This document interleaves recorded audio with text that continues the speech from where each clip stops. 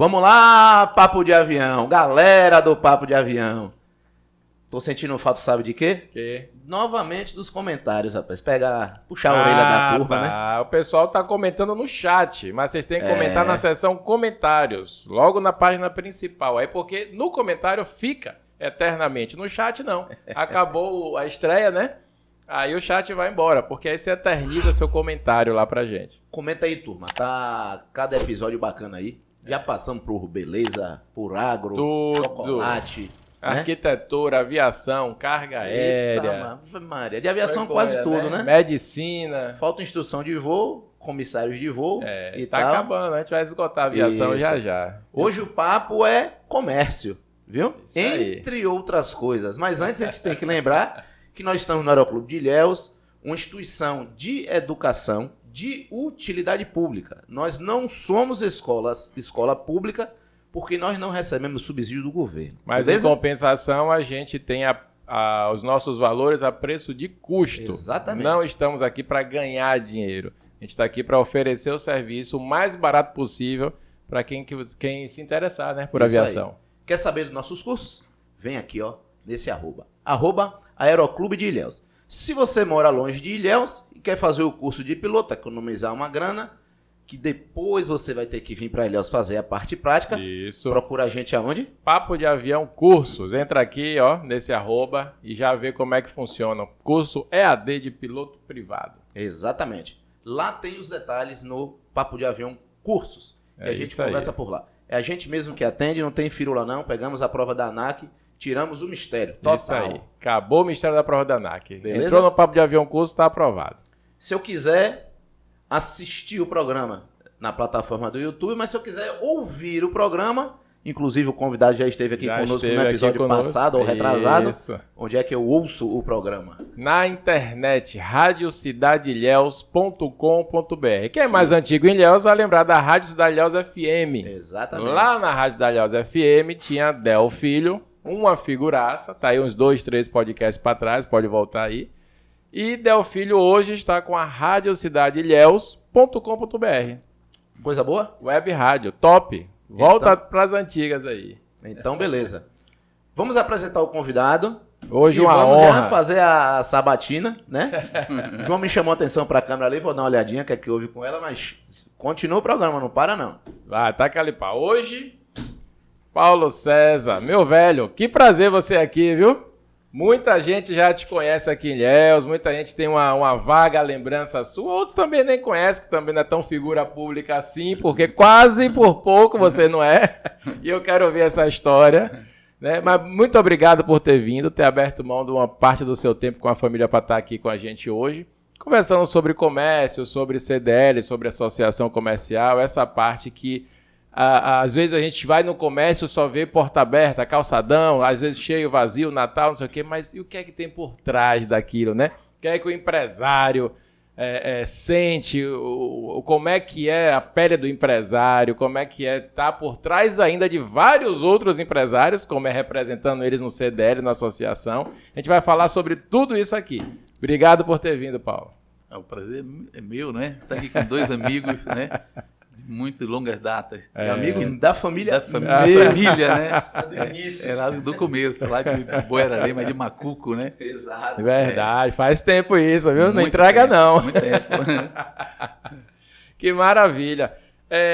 Eu tenho uma lembrança sua desde Borarema, como você falou, a gente era pequeno, tinha lá Móveis São Jorge ali na praça, né? E isso é um ícone, né, da questão de Borarema. Como é que surgiu essa parte do Móveis São Jorge? Foi coisa familiar? Você já começou a trabalhar com eles? Trabalhava em alguma coisa antes? Como é que foi esse início seu no comércio?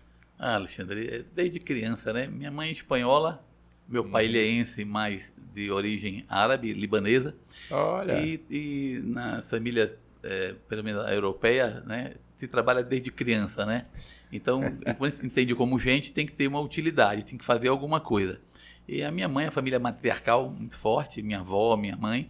E minha mãe, desde garoto, botava ele para trabalhar. Ela chegou a abrir uma sorveteria, na época da Maguari ainda, não tinha fundido com a Quibon, na praça lá do lado da casa dela.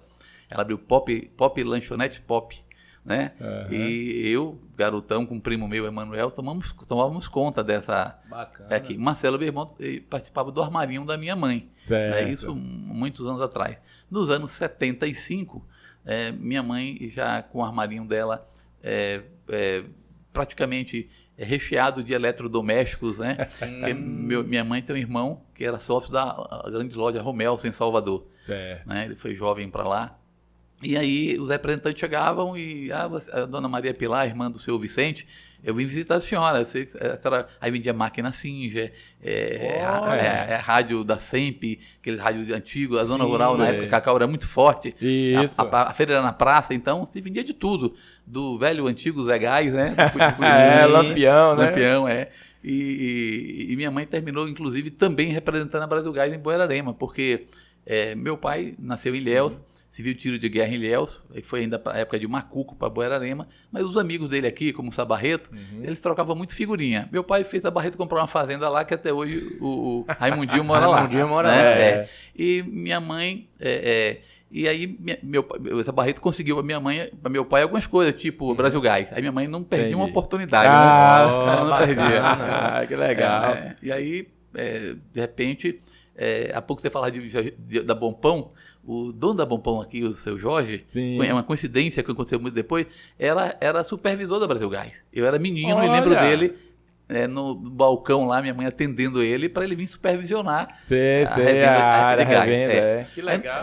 Nos anos 79, já a loja criou a Móveis São Jorge, abriu o nome do meu irmão Marcelo inicialmente, uma empresa individual. Não tinha ainda essa legislação, hoje era muito mais diferente, né? Isso. E aí eu sei que de 79 a 85 nós conseguimos assim vender para a região inteira. Eu tinha muitos clientes aqui de Ilhéus, inclusive um dos que me motivavam a abrir a loja em Ilhéus era o doutor Hamilton Couto. Tinha fazenda lá, era aqui médico em Ilhéus, a família inclusive muito grande, amigos nossos, e ele comprava tudo com a gente. Qualquer novidade chegava no mercado, a Valita lançou de cascador de laranja, aí ele dizia, eu quero 4 ou 5 para levar para o genro, nora, um televisor novo. Eu lembro ele dizendo, Paulinho, saiu no mercado agora um micro-ondas, eu nem sabia ainda o que estava para acontecer. Ele, pesquise aí, me ligue que eu quero comprar 5. E era aquele cara, né, que me estimulava. Aí em 85 a gente abriu uma loja em Itabuna. Olha, que legal. A Onde era ali em Itabuna? Iniciamos no antigo ponto de uma loja do seu Mário Bunschaft, que era do pai dele, de Arnaldo Bunschaft, na Duque de Caxias. Na Duque de Caxias. Em 85. Mas nós resolvemos ir para Itabuna nos anos 79 por ali, o prefeito da cidade fechou toda a praça. E o comércio no entorno da praça foi quebrando, todo mundo fechando portas, porque ele botou tapume e travou tudo. O velho tapume de Solivaldo, né? Solivaldo. Aqui a gente fala tudo mesmo. Aqui não tem negócio de conversa, fala o santo também, né? Fala o santo também. Eu sei que nós ficamos, poxa, e agora? Vamos fechar? Né? E aí aparece um cearense, não sei se você conheceu, o Luiz, o nome dele. Ele falou, olha menino, eu era garoto, né? Eu vendo porta em porta em Una e Canavieiras. Se você quiser, me procuram muito, geladeiras, máquinas, fogão, essas coisas. Se você quiser, você faz um catálogo para mim. E eu não tinha alternativa. Eu não conhecia ele, mas não tinha alternativa. Eu fiz um catálogo e falei, ó, nós estamos aqui numa situação difícil. Então já foi o primeiro jogo de cintura já na época. Tinha que fazer de forma diferente, sair da estrutura física naquele caso. Exatamente. O Luiz outra, antes, muita gente está acompanhando a gente aqui, não tem ideia, nasceu na 90, 2000 para cá, né? Que a gente é uma escola de aviação, então muito do nosso público tem 18, 20, 25 anos, não tem ideia do que é isso aí. Pessoal, não tinha na região Casas Bahia. Não tinha Insinuante, que já começou e já acabou. Não tinha Ricardo Eletro. Não tinha Magazine Luiza. Não tinha nada do que vocês têm aqui hoje com essa coisa toda. Internet, então... Então, assim... Vamos lá naquela época. Imprimir um catálogo para o cara vender, a pessoa olhar e imaginar o que é aquele produto. Então, Móveis São Jorge, para vocês terem uma ideia, era uma Magazine Luiza dos anos 80. Né? Isso. Já tinha aquilo tudo. Eu lembro, e eu vou confessar aqui agora... que um primo nosso trabalhou com você, Guego, seu fã até hoje. Eu vivia lá para ver Guego, quando era aqui já na Rua da Linha, e tudo que era de novidade, cara. Assim, Um som, não sei das contas, que acabou de sair, duplo deck, alto reverso, com isso, com aquilo, caixa de som potente, televisão de controle remoto, última geração. Era lá que tinha, era lá que encontrava. Era muito bacana, legal hein, isso aí. Eu ia lá conhecer a tecnologia, né? Eu ia conhecer. Então eu preparei esse catálogo para esse cearense, né? O Luiz Cearense, que chamava. E ele me voltou, de domingo eu tinha que abrir a loja para atender ele, porque ele só podia atender domingo. Ele trazia dinheiro em espécie, né? E chegava na mesa e jogava na mesa, tinha que separar o dinheiro. E depois tinha que pegar o pedido dele para separar e identificar o que ele escrevia, porque aí não dava para entender. E às vezes nem ele mesmo conseguia, ele ficava olhando assim, dizia, rapaz, eu não me lembro, peraí, deixa eu ver, deixa eu me lembrar aqui. E eu ficava refazendo todos os pedidos. Ainda não tinha estrada Ilhéus Canavieira. Não era asfaltada ainda. Então a gente saía ali de Boirarema para São José, tem estrada que liga Una, né, através de São José, chama de Punitábua, que é um Nacal por ali. São 42 quilômetros, passa pela colônia de Una. E aí naquela época gasolina é muito caro também, dificuldade. A crise do petróleo. Aí tinha a F-75, né, que tinha que ser tracionada. A picape. Aí você adaptava com rodogás, a gás, era uma loucura aquilo, né? Nossa senhora. E daí, espaço da caçamba pequeno também, né? Era. Botar 3, 4 geladeiras. Era difícil. Aí depois inaugurou a estrada Ilhéus, aí nós compramos o F4000. Aí sim. Aí foi aumentando a frota, né? Aí ia por Ilhéus, ia para Una e tal, Canavieira, e fazia as entregas. E aquilo nos salvou. Foi assim, um momento muito bacana. Só que entrou uma concorrência lá do extremo sul, lá do Espírito Santo. Sim. As Piana, aquele pessoal. Piana. Hoje tem Piana. Então, eu senti que o mercado ia ficando mais difícil para lá, né? E até para administrar daquela maneira que o Luiz tocava. Então, eu falei, olha, minha mãe, vou abrir uma loja em Una. Ela disse, não, meu filho, você vai abrir em Itabuna, porque, olha, né? Daqui para frente, daqui para trás não. Ela dizia, né? Una não tinha estrutura, né? Exatamente. A localização mais distante. E aí abrimos em 85, na Duque de Caxias lá, paguei luva ao proprietário do imóvel, e o imóvel era do seu Mário Bunschaft. Foi aí que eu conheci, em junho de 1985, abrimos essa loja, eu conheci o seu Mário Bunschaft, que fiquei amigo até o falecimento dele. O pai dele foi um pioneiro aqui em Ilhéus, de imóveis, Casas Arnaldo, tinha aquele centro histórico ali, todo ali tinha HSBC, aquele quarteirão todo era do pai dele. Uma história bonita, porque o pai dele veio da Palestina para Água Preta, Uruçuca, e ele dizia, meu pai foi tropeiro em Água Preta. Olha isso. E depois chegou a ter loja no Rio de Janeiro, né? Inclusive a matriz em Ilhéus. Bacana isso, né? Que bacana, viu, rapaz? Eu fiquei, e aí daí em 85 abrimos Itabuna e em 88 abrimos em Ilhéus. Fomos para Bento Berilo. Foi justamente, aluguei um imóvel que era da ex-esposa do Jorge da Bompão, né? Isso, que é coladinho ali. Era coladinho. E fui para ali, começamos ali. Aí eu trouxe o Guego, né? Pedro aqui no Neto, meu amigo também de ginásio, né? E uma figura que eu gosto muito. Um abraço, Guego, para você, viu? Obrigado aí. Não há tempo ruim para ele, né? Ele é feliz o tempo inteiro. Sempre contando a piada. A gente tem tempo ruim. A gente chama, não tem tempo ruim, que a gente chama de tio He-Man. Tio He-Man. Ele vai lembrar disso aí. Essa agora eu gostei, né? Muito bem, aí trouxe ele e o Chongo, né, o Juvan, que são até hoje dois grandes amigos. Dois grandes amigos, Bom, depois, daqui da Bento Berilo, fomos para aluguei do seu Mário Bunschaft, ali do lado da Arapuã, diminuiu a loja na Paranaguá.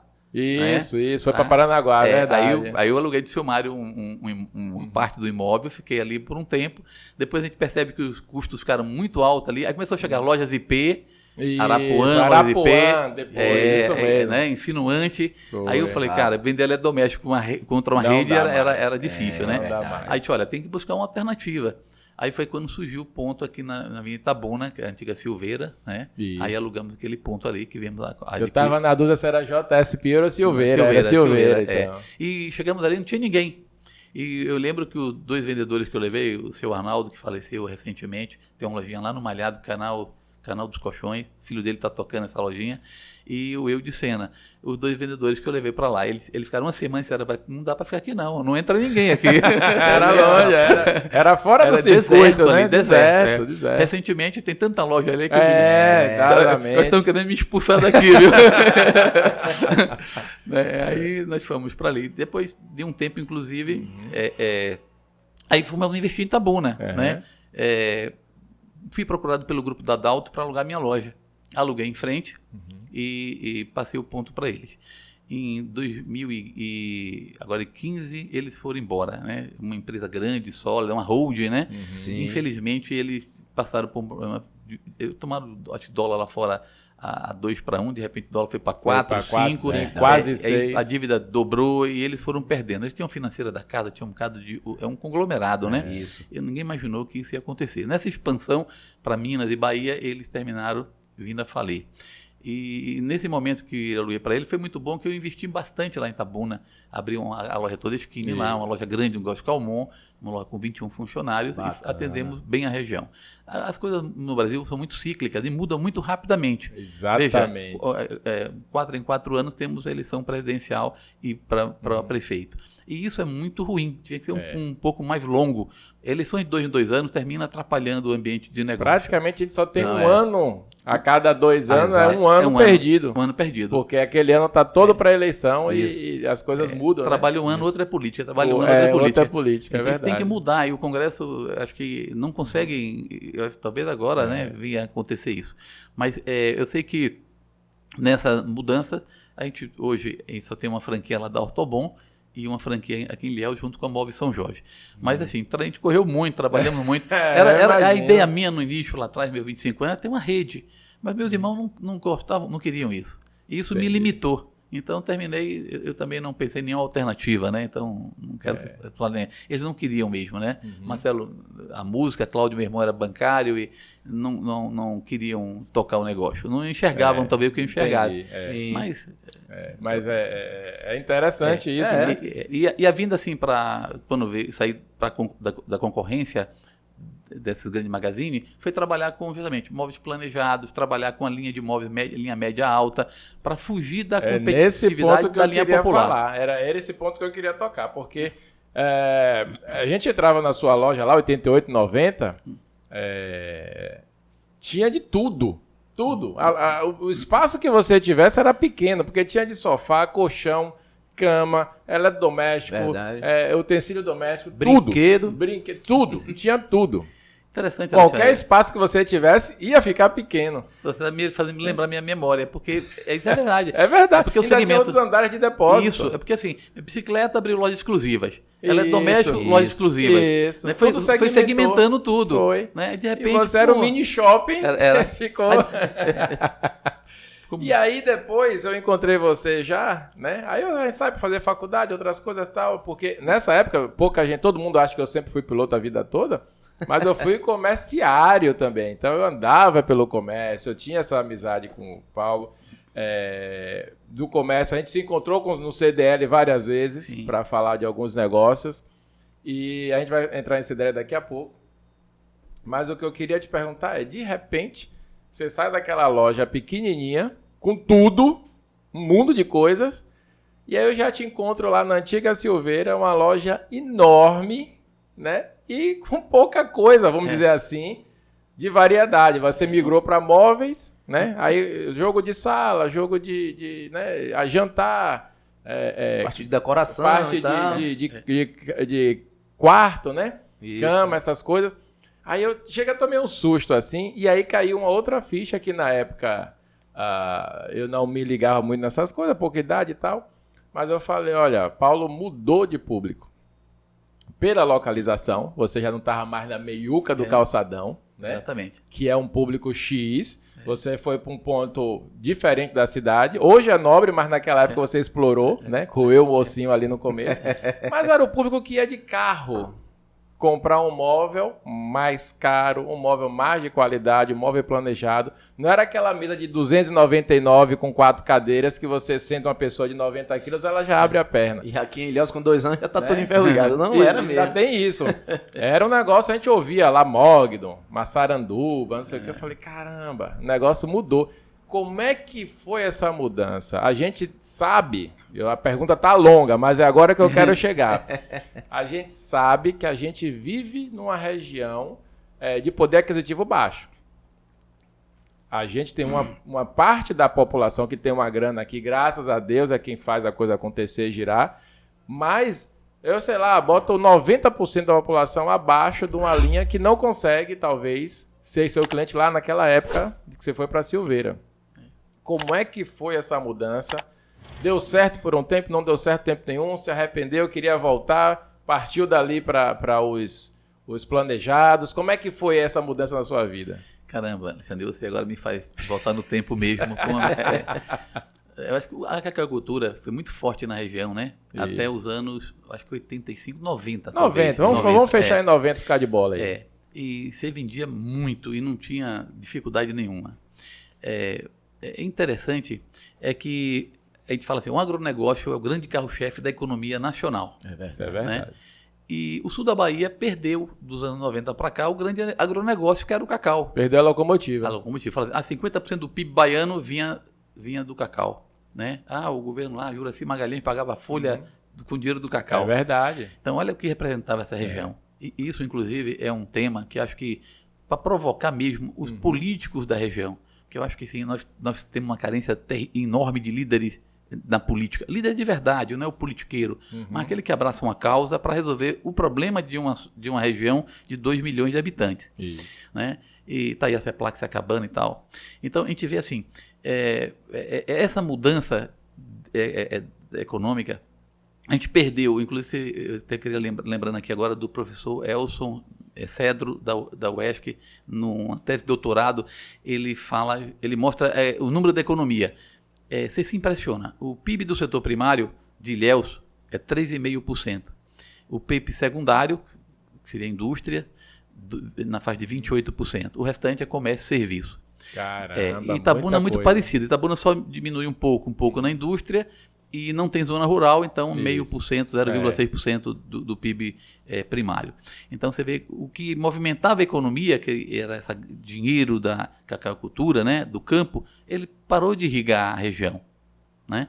Então o cara colhia 1.000 arrobas, ele mantinha uma família, comprava carro e tudo mais. Hoje, 1.000 arrobas ele não consegue o mesmo padrão, né? Perdeu aquele poder. Mas, assim, não se encontrou outra maneira. Acho que o governo Paulo Sul trouxe para aqui algumas indústrias, a Penalty, o polo de informática de Ilhéus e tal. Né? Então, poxa, como é que faz? Eu tive que mudar para um produto, um valor agregado maior. Né? E aí? Buscar esse pessoal dessa faixa de renda foi perdendo essa renda, né? O que vivia das fazendas, né? E aí você vê que Ilhéus começou a melhorar o comércio a partir daí, porque Itabuna era muito centro comercial, a partir da BR-101, Ilhéus ficou isolada, Itabuna virou um centro, e Ilhéus começou a transformar casas em pousadas, alugar suas casas do centro para comércio, foi ganhando no varejo, Ilhéus foi crescendo a partir dessa crise mesmo. Né? Mas a gente começou a trabalhar com esses produtos de valor agregado maior, não foi fácil. Eu, às vezes, olho no tempo e digo, cara, por que eu não fui para Teixeira de Freitas, Eunápolis, eu fui para Barreira? Você tinha uma loja para Salvador. Podia ir para fora, né? Você tinha uma loja tipo Salvador. Era um toque-estoque, vamos dizer assim, guardando as devidas proporções para Ilhéus. Porque não via, não, mas vai melhorar, olha. Aí vinha sempre olha, esperança. O FHC teve na região, anunciou solução, nada. O Lula veio, anunciou solução para o cacau, nada. Ninguém resolveu o problema da região. É muito complexo, né? Se for olhar direitinho, dívida, tecnologia, extensão, pesquisa, é um tema complexo. Só o político pode, diria assim, resolver isso. Agora, transformar isso numa linguagem mais simples, né? A pergunta, eu nunca fiz essa pergunta para ninguém. Como é que foi? Vocês chegaram a se sentir meio perdidos? Sim. Assim, o que é que a gente vai fazer agora? Entendeu? Porque, por exemplo, a gente perguntou a Vicente, do programa do Agro, ele falou assim, não, rapaz, porque na época era muito fácil, agora também na época tinha subsídio, a gente não pode ficar colocando a culpa no produtor e tal, porque o produtor ficou realmente insistindo naquilo ali, porque ele sabia que ali estava a grana, mas acabou o subsídio do governo e tudo mais na época. Como é que vocês sentiram? Porque você tinha contato com todo mundo, com sua representação como é o nome? Junta Comercial, como é o nome que dá? Associação Comercial, CDL, você tinha contato com todo mundo. Qual era a opinião da turma? Rapaz, o que é que a gente vai fazer agora? Tipo assim, porque o cacau tinha morrido e tinha sido enterrado. E agora? A região vai viver de quê, né? Não, chegou nesse ponto das conversas nos jardins do Ó da vida? O governo do estado começou a trazer essas pequenas indústrias para a região. Itajuípe recebeu, acho que a Penalty, Itabuna também recebeu né? Tapetinga, Tororó. Zaleia, aquelas coisas. Ele é do polo de informática. Sim. Eu lembro que o Paulo Souto anunciou aqui na ação comercial dizendo assim, mais do que obras, viemos anunciar atitudes que irão mudar a cultura da região. Isso. Né? Da socioeconomia regional. E eu achei aquilo interessante. Só que esse é um projeto que podia hoje ser um grande, Ilhéus podia ser um grande polo exportador, chegou a ser quase 20% dos micros do Brasil produzindo em Ilhéus. Eu passei 7 meses secretário aqui de comércio e eu tive a oportunidade de acompanhar o empresário chegar assim e falar assim, mas vem cá, esse polo aí, isso aqui é um polo industrial ou um polo agropecuário? Por falta de estrutura. Sim. Quer dizer, ninguém nunca olhou, nenhum prefeito olhou assim, cara, isso aqui, sabe, vai ser a grande alternativa econômica da região. Não. Porque é o político pensando só em se reeleger, mas esquecendo as questões sérias, né, de um líder que tem que conduzir uma cidade, né? Nessa época, só para concluir o que você está ilustrar, já que a gente está falando de aviação, muito pelo contrário, a gente tomou um golpe aqui, porque quando você faz um produto de alto valor agregado, como é um computador, celular, microchip, essas coisas, você jamais pode transportar isso de caminhão. Sim. Quantos computadores cabem num caminhão, numa carreta, para esse carreta virar ali ou ser assaltada? Né? Do seguro nenhum paga. Então, o único jeito deles escoarem isso era por avião. E aí, bem em 2006, 2007, a gente toma um golpe aqui que quase politicamente fecham o aeroporto de Ilhéus. Né?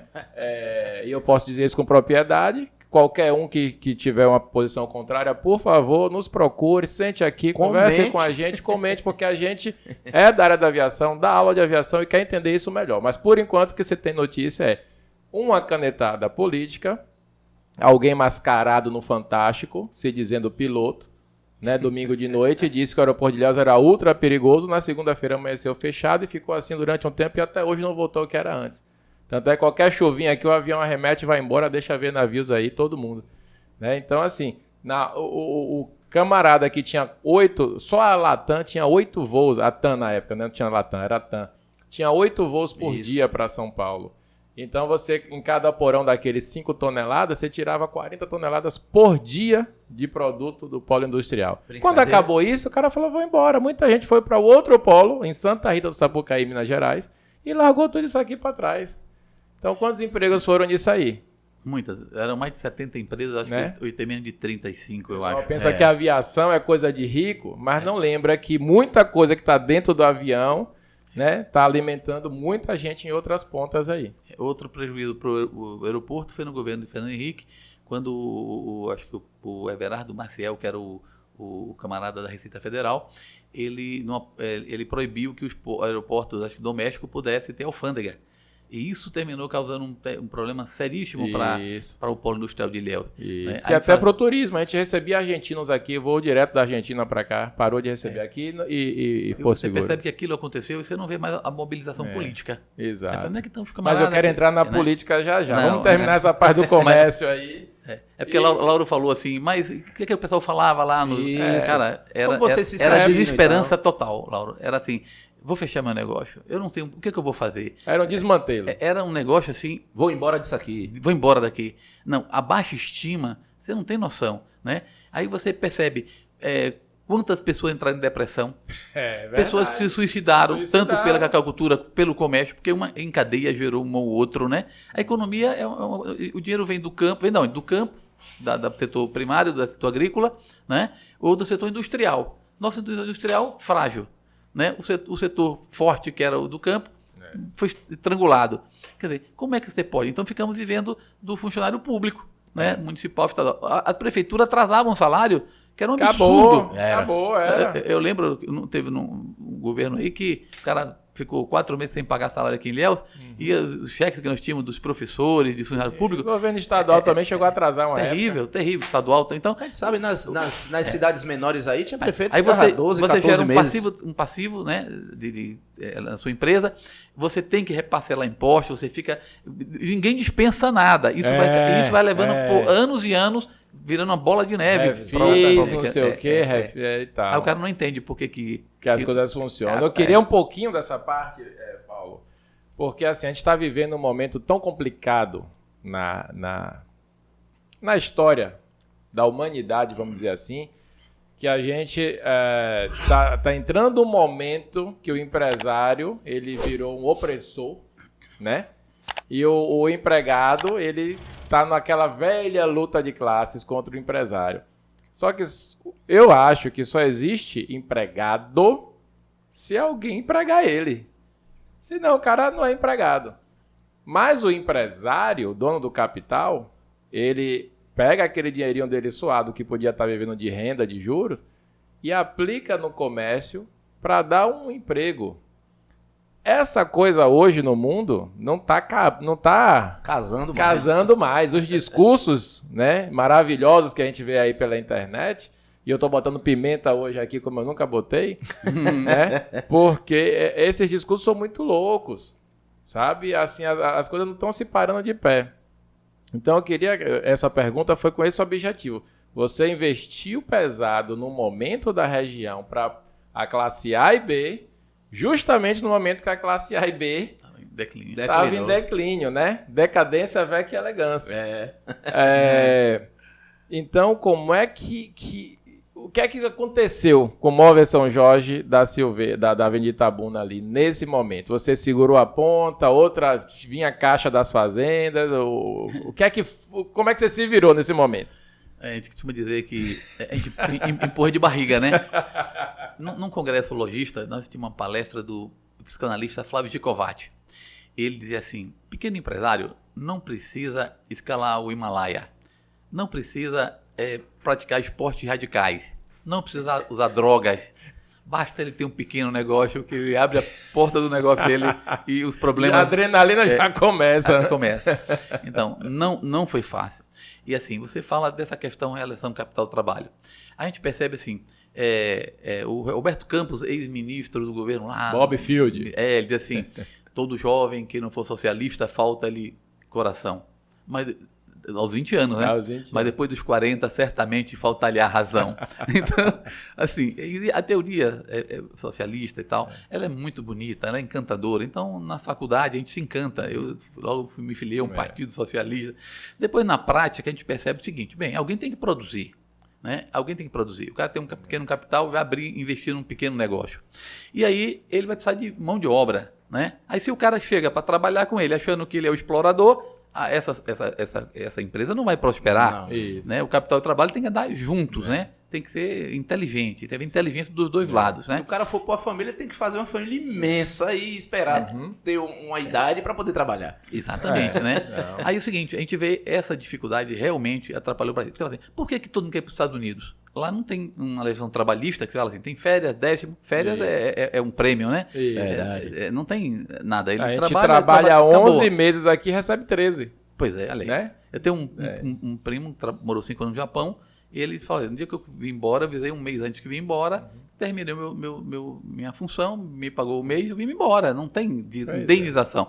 Essa indenização cria um passivo trabalhista. Acho que a gente viu isso com a Varig aqui na aviação. O passivo trabalhista quebrou a Varig, né? Então, você acumula tantas dívidas, uma poupança negativa. Isso. Aí fala, cara, e aí como é que eu vou pagar isso? E que você não tem ideia nenhuma de quanto é. Não, exatamente. Não tem. E a não tem programa que calcule isso. E a insegurança jurídica, porque o cara pedia o que ele queria em juízo, o advogado muito esperto. A legislação trabalhista estava de perna aberta. O Temer melhorou isso, né, nessa flexibilização da legislação trabalhista, porque você pediu o que você queria. Colou, não colou. Hoje não. Você tem que pedir. Se você não pedir nada que seja de direito, você tem que pagar a sucumbência. Então, isso melhorou bastante. Em 2016 eu fui a Dubai fazer uma seleção para Emirates, ia voar lá no Emirates, estava um período de declínio econômico no Brasil, a aviação é a primeira que sofre, né? É verdade. E aí eu cheguei lá no Emirates e o cara, na palestra lá para os pilotos, ele falou, olha, o contrato aqui é o seguinte, enquanto a Emirates estiver feliz com você e você feliz com a Emirates, tá todo mundo feliz. A partir do momento que um dos dois não estiver mais feliz, tchau para quem fica. Entendeu? E o contrato lá era esse. Desse jeito até hoje. As empresas tinham que ter mais leveza para trabalhar. Porque você tem muita responsabilidade. Eu penso, quando é que eu tenho férias? A gente passa anos sem tirar férias. Às vezes no fim de semana eu fui escapulido rapidinho aqui ou acolá. O empresário em si, ele não tem essa liberdade. Não tem. A cabeça não desliga. Não desliga. E a burocracia, se você for olhar a burocracia contábil, para você organizar isso, para prestar ao fisco todas as informações. E você tem um fisco, às vezes, tinha épocas que vinha o fisco municipal, 2 vezes, 3 vezes por ano na loja, o estadual, a todo instante, e o federal e o trabalhista. E o trabalhista, que é o pior de todos. Tinha um cara aqui em Ilhéus que era um terror do Ministério do Trabalho. Ele pediu o livro, já sabia que vinha multa, então era multa, porrada. Isso leva a quê? Né? Quer dizer, hoje, estimular. Com toda a estrutura que nós temos hoje de tecnologia, não se pode sonegar. Né?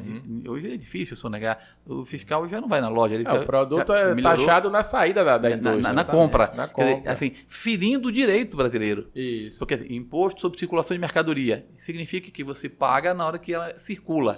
Então o fabricante vendeu para o comércio, ele paga. Isso. Pronto, o governo arrecadou. Quando você recebe a mercadoria, alguns anos atrás, você não pagava logo. Quando vendia, você pagava.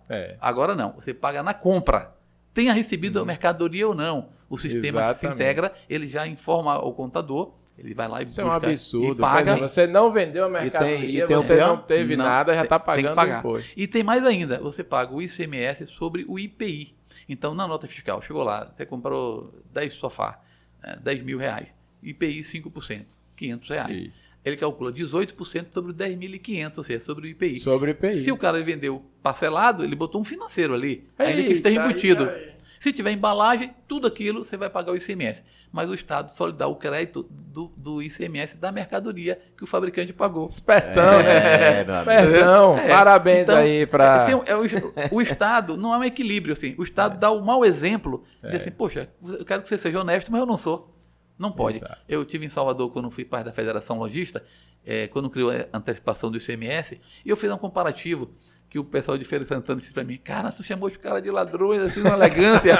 Eu não chamei ninguém de ladrão, só fiz um comparativo. Vossa Excelência está subtraindo. Porque tinha 2 fiscais do Estado, né, e lá nessa reunião, e dizia assim, olha, imagina um camarada desesperado, querendo levar pão e leite para casa e não tem alternativa, e ele, no desespero de vida, pega uma arma, vai ali numa padaria, bota no caixa o revólver e pega o dinheiro ali para... Né? Então, ele usou o poder de império, um império com a força do poder da arma. Mas a lei não permite isso. Então, ele é marginal porque está à margem da lei, não está contemplado na lei. Ora, o que nos garante o Estado tem um poder de império com poder imposta pela lei. E a República somos iguais pela lei. Isso. Nós estamos vendo agora o Supremo desculhambando tudo, né? Então, esse desequilíbrio causa, né? Aí eu fiz um comparativo, que o Estado, precisando de caixa, ele encontrou a maneira mais fácil. Ora, vamos criou um novo imposto que só o Senado poderia criar, sobre o artifício do Instituto da Antecipação de Impostos. Você está me adiantando por força de império, só que a lei não permite isso. Né? Então criou e passou e acabou. Então isso termina enfraquecendo cada dia mais a atividade econômica. O Brasil é um país muito assim hostil ao empreendimento, ao negócio. Então, eu sempre achei isso. Eu fico muito triste. E aí eu gosto também de lembrar sempre, quando fala disso, a primeira-ministra da Inglaterra, a Margaret Thatcher, né? O pai dela era um pequeno comerciante. Tinha uma mercearia. Mais macho que muito homem aquela mulher, viu? Muito mais macho que muito homem que a gente tem aqui na nossa... Sim. Você assistiu o filme Margaret Thatcher, A Mão de Ferro, pra você ver. Dama de Ferro. Não, são convicções que a gente tem que se inspirar nisso, e não nessas facilidades que a gente vê fúteis aí, de que, meu direito. Sim, quem vai produzir para dividir com você? Né? Ela Alguém falava tem que produzir. Que o comunismo acaba quando acaba o dinheiro dos outros. Exatamente. E ela, numa pressão, ela se elege, né, primeira-ministra dentro de um ambiente todo masculino, só tinha ela de mulher. Aí você fala, mulher empoderada. Isso que é uma mulher empoderada. Né? E não era num ambiente socialista, um ambiente... Né, na Inglaterra, né? Isso. E os sindicatos pressionando, tocando fogo, quebrando tudo em busca de direitos, né, criar de direitos, e ela endureceu com mão de ferro e disse, não é assim, tem que se produzir para poder dividir, não pode alguém querer direitos sem do nada. Então assim, você é o grande exemplo. Então eu acho assim, a gente vive não pode ser um capitalismo selvagem, puro, de exploração. Tem que pensar no social. Para isso é que tem a lei. Claro. Para evitar esse capitalismo selvagem. Para equilibrar. Então, eu acho que Estamos indo longe, né? Não, mas tá indo longe. Mas tudo vou pegar começa, esse gancho aí. Tudo começa na cidade, num pequeno negócio. Na Isso. pequena vendinha lá do seu José, seu João. Todo mundo começa dentro da sua casa, costurando, né? Numa máquina, ali começa uma confecção. Tudo começa ali. E é esse ambiente que tem que ter um incentivo, né? Não é como na Lei Rouanet, só os grandes artistas. É pro pequeno. Pro pequeno livro de história, os camponeses e os artesãos. E fazer o cara Viver crescer, até né? hoje isso aí. Exatamente. Mas para que você cresce, para que é uma inveja terrível. É. Vamos matar o cara, ele não pode Não crescer. pode crescer, não pode. não, Não pode. Há o Paulo Guedes fala isso, né? O empresário tem uma bola de ferro no pé dele, parece um prisioneiro. Ou ele fala assim, o Estado tem que sair do cangote do pequeno empresário. Eu sinto assim, o pequeno empresário, para mim, eu digo assim, nós somos operários do varejo. Isso. Sim.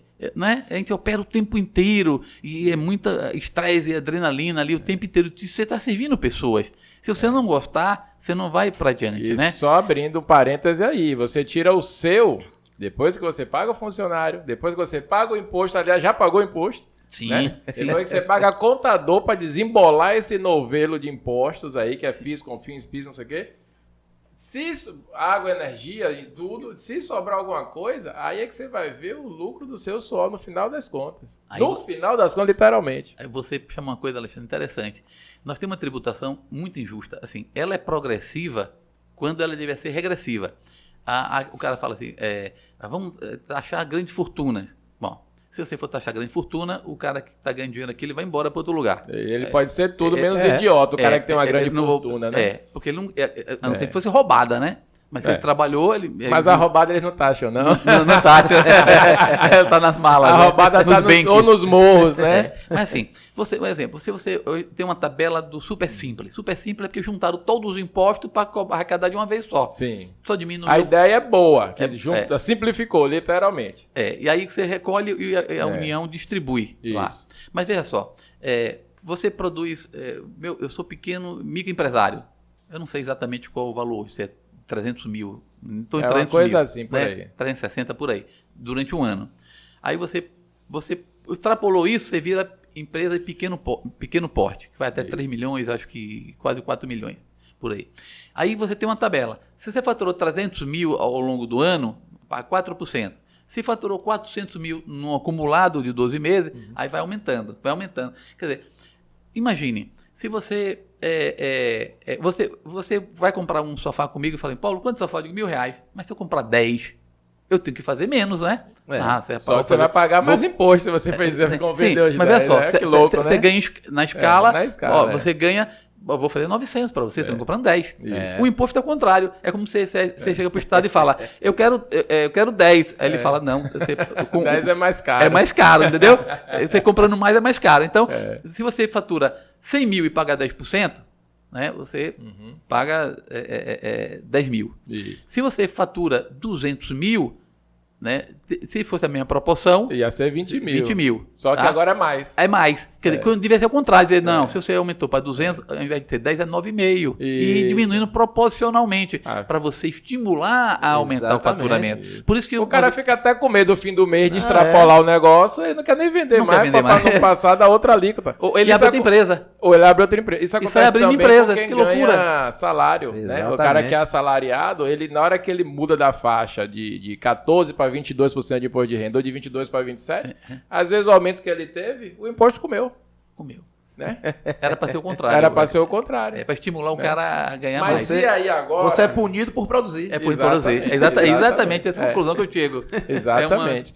E aí, não bastou essa experiência como lojista, você ainda vai se encaminhar para a CDL de Borarema, de Ilhéus, Associação Comercial, né, para juntar uma turma de uma cidade inteira de empreendedores para, de repente, batalhar com você contra esse tipo de política, por exemplo.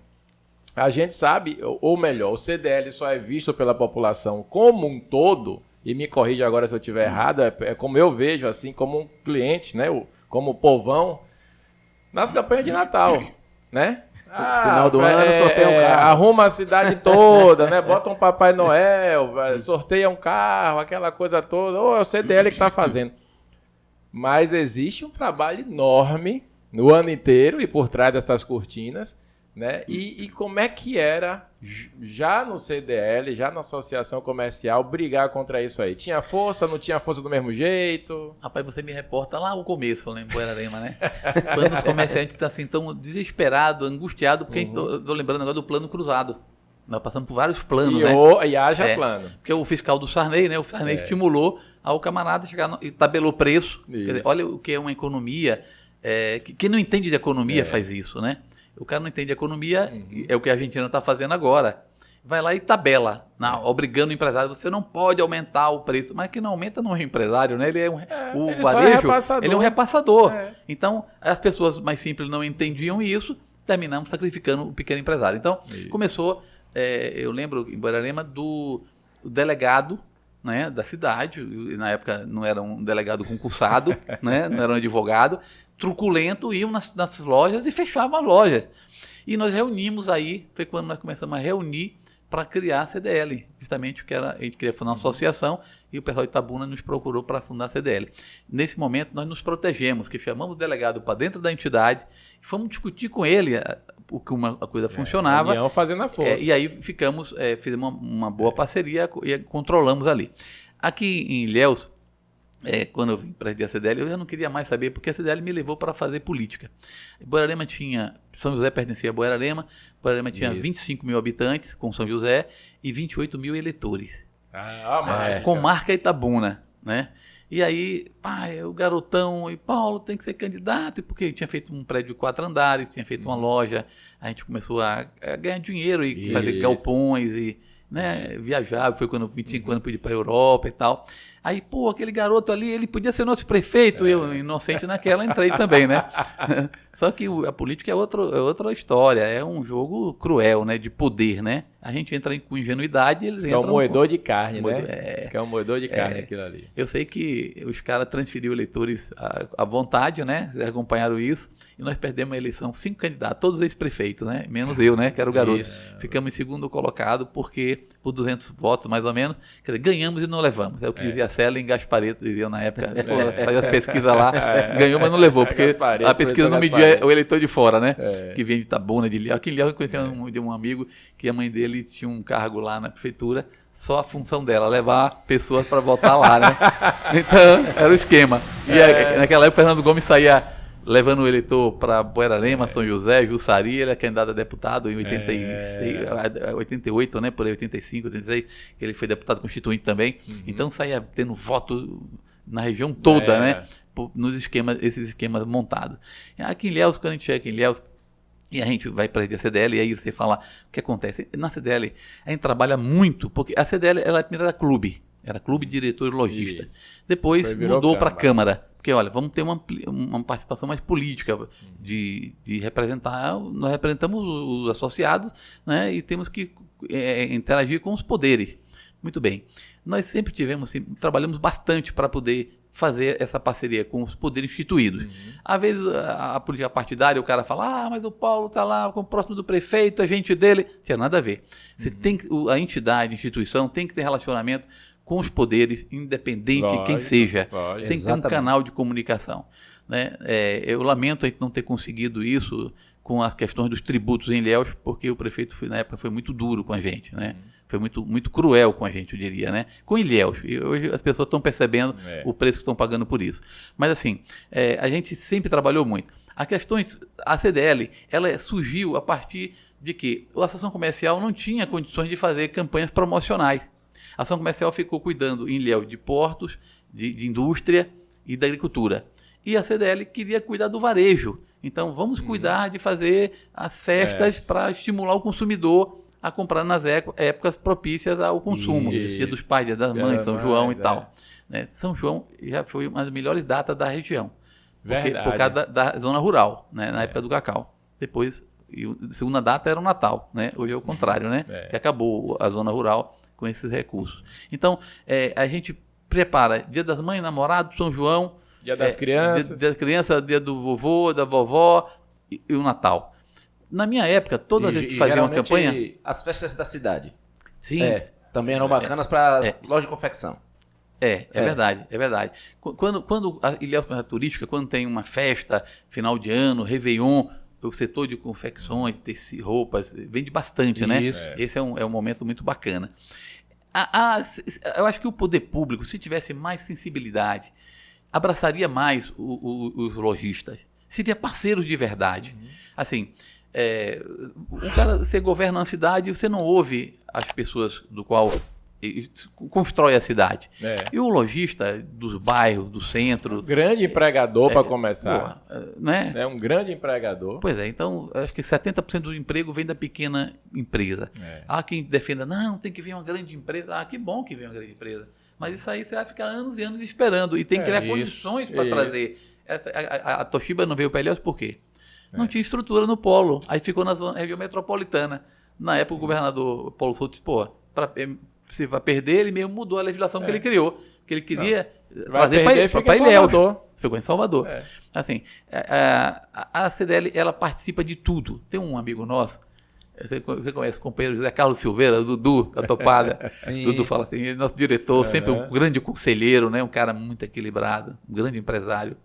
Hoje com a Topada Calçados, que é propaganda para o amigo Dudu, a Carmen Stephanie, Itabuna. Ele fala assim, nós só faltamos ser convidados para festa de boneca. Porque vai para tudo. Tudo. Então, e meu filho na escola, meus filhos estudavam na Piedade, e disse assim, meu pai, a professora disse que amanhã não vai ter aula porque a CDL decretou feriado. Meu filho, a CDL não decreta feriado. Só comunica. E é o sindicato quem organiza a pauta dos empresários com os empregadores com os empregados. Sempre é o sindicato. O CDL só repassa a informação. Essa informação. Como a gente tinha maior visibilidade, mais proatividade, então tudo vinha para o ônus e o bônus era nosso. Mas assim, nós sempre tivemos bom relacionamento com o poder público. Internamente, Alexandre, a gente trabalhava muito organizando essas pautas. Final de ano, para organizar o Natal, a gente tinha várias reuniões, ainda tem hoje com o atual presidente, reunir com o comando da Polícia Militar para poder estabelecer horário da Polícia Militar, da segurança no comércio. Você tem que cuidar de lanches, tem que cuidar, porque o Estado não dá isso, né? É um horário que o comércio precisa, e aí teve uma época que entre meio-dia e 2 horas, os bancos ficavam assim, vulneráveis a um assalto, porque não tinha polícia entre esse horário. Eles vão almoçar lá no Malhado, no batalhão, e depois retornam. Nesse período, os gerentes de banco se reuniram e me procuraram, que estavam preocupados, porque ele não tinha histórico de assalto a banco, mas deixando essa informação vaza. Né? E aí quem fazia? A gente reunia com o gerente, eles não tinham verba para... Porque a polícia tem de almoçar. Tem que almoçar. Para almoçar aqui no centro tem que pagar para ele, né? Exatamente. E aí, como é que faz? Uma dificuldade enorme, eles tinham que encontrar uma maneira, né? Porque a segurança é do Estado, é verdade. Mas se você não se precaver, depois que vem um cara te assaltar, fazer sua família refém, você vai ter problemas. E aí você vai se arrepender. E aí cotizava ali com eles, tinha uma dificuldade enorme eles para poder botar isso prestar conta disso. E a gente fazia isso. Então eram reuniões constantes para poder manter a segurança no comércio. Olha, era uma ação da CDL. Né? Isso eu penso que é uma coisa só, que vocês estavam... Eu fico imaginando essa coisa no sistema mesmo, como é que funciona. O governo Rui, já no segundo mandato agora, não foi no final do primeiro, acho que no final do primeiro mandato. Ele precisava fechar o caixa dele lá também, com dificuldade, tirou um monte de acho que algumas vantagens, não digo direito, mas algumas vantagens nos contra-cheques dos funcionários públicos, e isso era um problema, porque os sindicatos todos foram para cima também do governo do Estado. Né? E ele logo resolveu aumentar os impostos. O ICMS na Bahia era 17, ele queria para 21. O ICMS genérico. E aí vem bebidas, cosméticos, maior, são combustíveis. Supérfluo, já ia muito. 30, 40. Eu soube isso no domingo, que na quarta-feira iria ter uma votação na Assembleia, e eu fiquei apavorado. Falei, ninguém reagiu, ninguém sabe disso, tudo de última hora. Sempre é assim, né? Aí eu botei no grupo de Salvador, eu participei de um grupo de WhatsApp que o presidente da federação me colocou lá, né? Aí eles estavam discutindo a questão urbana em Salvador. Eu falei, vocês não perceberam que quarta-feira a Assembleia vai votar um aumento do ICMS? Aí eu lembro do Denis Guimarães aqui, estava no grupo, outro assim, vamos parar um caminhão velho na porta do Shopping Bahia, vamos travar aqui. Aí eu senti a turma reagindo, né? Aí eu falei, bem, pessoal, o sul da Bahia está levando uma caravana para protestar na Assembleia na quarta-feira. Eu blefei, né? Aí, quando eu vi essa reação, aí eu postei no grupo Itabuna. Aí o doutor Eduardo Fontes, que é o nosso presidente comercial, disse, Paulo, conte comigo, vou com você. Aí eu liguei para ele em off, doutor Eduardo, você me deu moral aqui, viu? Aí botei no grupo de Ilhéus. E aí tá Dudu também, Clóvis Júnior, aquela turma se manifestou, Carlinhos Cinderela, a turma se manifestou. Aí eu liguei para a federação, Antônio Tauil, presidente, eu blefei, eu não tenho um ônibus, a federação tem que bancar esse ônibus. Ele falou, liga para Gerba, pede o nome da federação. Para contra o próprio governo. Aí eu ligo para o companheiro de Itabuna e digo, era Braga, não era Carlos Lee, Braga, você me ajude aí, porque tem que passar os nomes para Gerba, eu estou ligando para os deputados da oposição. Aí me peguei com uma pessoa amiga, e ela começou a ligar para os deputados da oposição, me passava a ligação, pá. Eu lembro do Augusto Castro, prefeito de Itabuna. Esse cara, eu tenho que dar crédito a ele, porque naquele momento ele abraçou a nossa caravana, não tinha nada assim combinado, ele bancou o almoço da turma toda. Caramba. Então ele foi um cara que eu falei para ele lá em Itabuna, no encontro do Desim Bahia, e disse, cara, isso nós temos que agradecer a você, porque você fez isso com a gente, né? E aqui em reunião eu terminei não falando isso, né? Aí nesse momento estou lembrando aqui que tem que lembrar as coisas boas, né? Parabéns, né? Lógico, ele foi muito bacana. Tem crédito. Eu sei que o Eduardo Fontes e Braga entramos na galeria com muita dificuldade. Ele ficou horas e horas ali dentro para botar a gente dentro da galeria e não conseguia. Uma pressão enorme. Levamos pessoas como Eduardo Carqueja, a turma toda acima dos 70 e a turma mais jovem que fazia cordão para segurar, porque havia um empurra dentro da Assembleia. Nossa Senhora, nossa, foi bravo o a negócio. nossa sorte foi que lá para tantas resolveram adiar a pauta. Né? Eu lembro também do Pedro Tavares, que também foi muito importante nesse movimento. Ele me ligou de lá e falou, Paulinho, desce pra cá. Eu não conhecia ali, era a sala do cafezinho. Eu fui sair, o cara falou, se isso aí não entra mais. Eu falei, levamos 2 horas para entrar aqui e não poder voltar. Aí falou, mas tá bom, então tive que ir. Cheguei lá no cafezinho, estava o presidente da federação, já tinha ido de gabinete em gabinete também dos deputados de oposição, e nós tínhamos que rever isso. A nossa preocupação era o seguinte, temos que negociar, não dá para aumentar de 17 para 21. Isso. Né? Ia ser uma loucura. E aí o pessoal da bancada, eles tinham maioria para aprovar como eles queriam. Entendi. Mas isso também tem que fazer justiça. Eles foram flexíveis. E aí eu sei que 9 da noite, olha, a turma saiu de Itabuna 4 da manhã, pegou a gente aqui na Catedral 5 da manhã, paramos em Ubaitabas, tiramos foto, para pegar algum período do presidente da CLD lá, tiramos foto fora do ônibus. Estamos indo mesmo. Dudu, teu amigo em Salvador, que era deputado lá, e mandou para o Bocão, para o pessoal da imprensa, o Bocão da turma. Logo saiu a foto da gente, da caravana, caravana da Bahia vindo para a Assembleia protestar, pegou fogo, isso foi muito bacana. E conseguimos, lá 9 da noite, quando... olha, só falta aqui o seguinte, nós queremos que a redação seja o seguinte, que quando a economia normalizar, volte o que era antes, mas eles não aceitavam isso. E aí tinha que falar com o governador. E estava para ele, falei, presidente, libera minha caravana, todo mundo aí, sabe, acima dos 70, não pode ficar dentro do ônibus, a maior parte, né? E aí ele foi lá, andou bastante dentro daquele gramado da Assembleia, de noite, né? E saiu todo mundo do ônibus, ele conversou, explicou o que estava acontecendo, e nós voltamos para Ilhéus e Itabuna, assim, com uma vitória do movimento lojista, que pouca gente sabe o que é isso. Aí lembra o Roberto Campos de novo, que dizia, todos que estão navegando em alto mar seguiam pelas luzes daquele farol. Aquele farol que poucos pagaram para construir, mas estão navegando quem pagou e quem não pagou. Então, quem não é associado da entidade fala assim, eu não sou associado porque eu pago para quê? Eu não vejo nada. O cara não vê porque ele não tem tempo, ele não está lá. Não participa. E ali é como aqui o clube, voluntários que não são remunerados. Aí, quantas vezes nós prejudicamos nosso negócio porque estamos cuidando do coletivo. E o pessoal que é beneficiado não enxerga o benefício que tem. Então, esse é um problema empresarial. E em Ilhéus um pouquinho mais ainda, porque temos uma cultura um pouco mais associativista.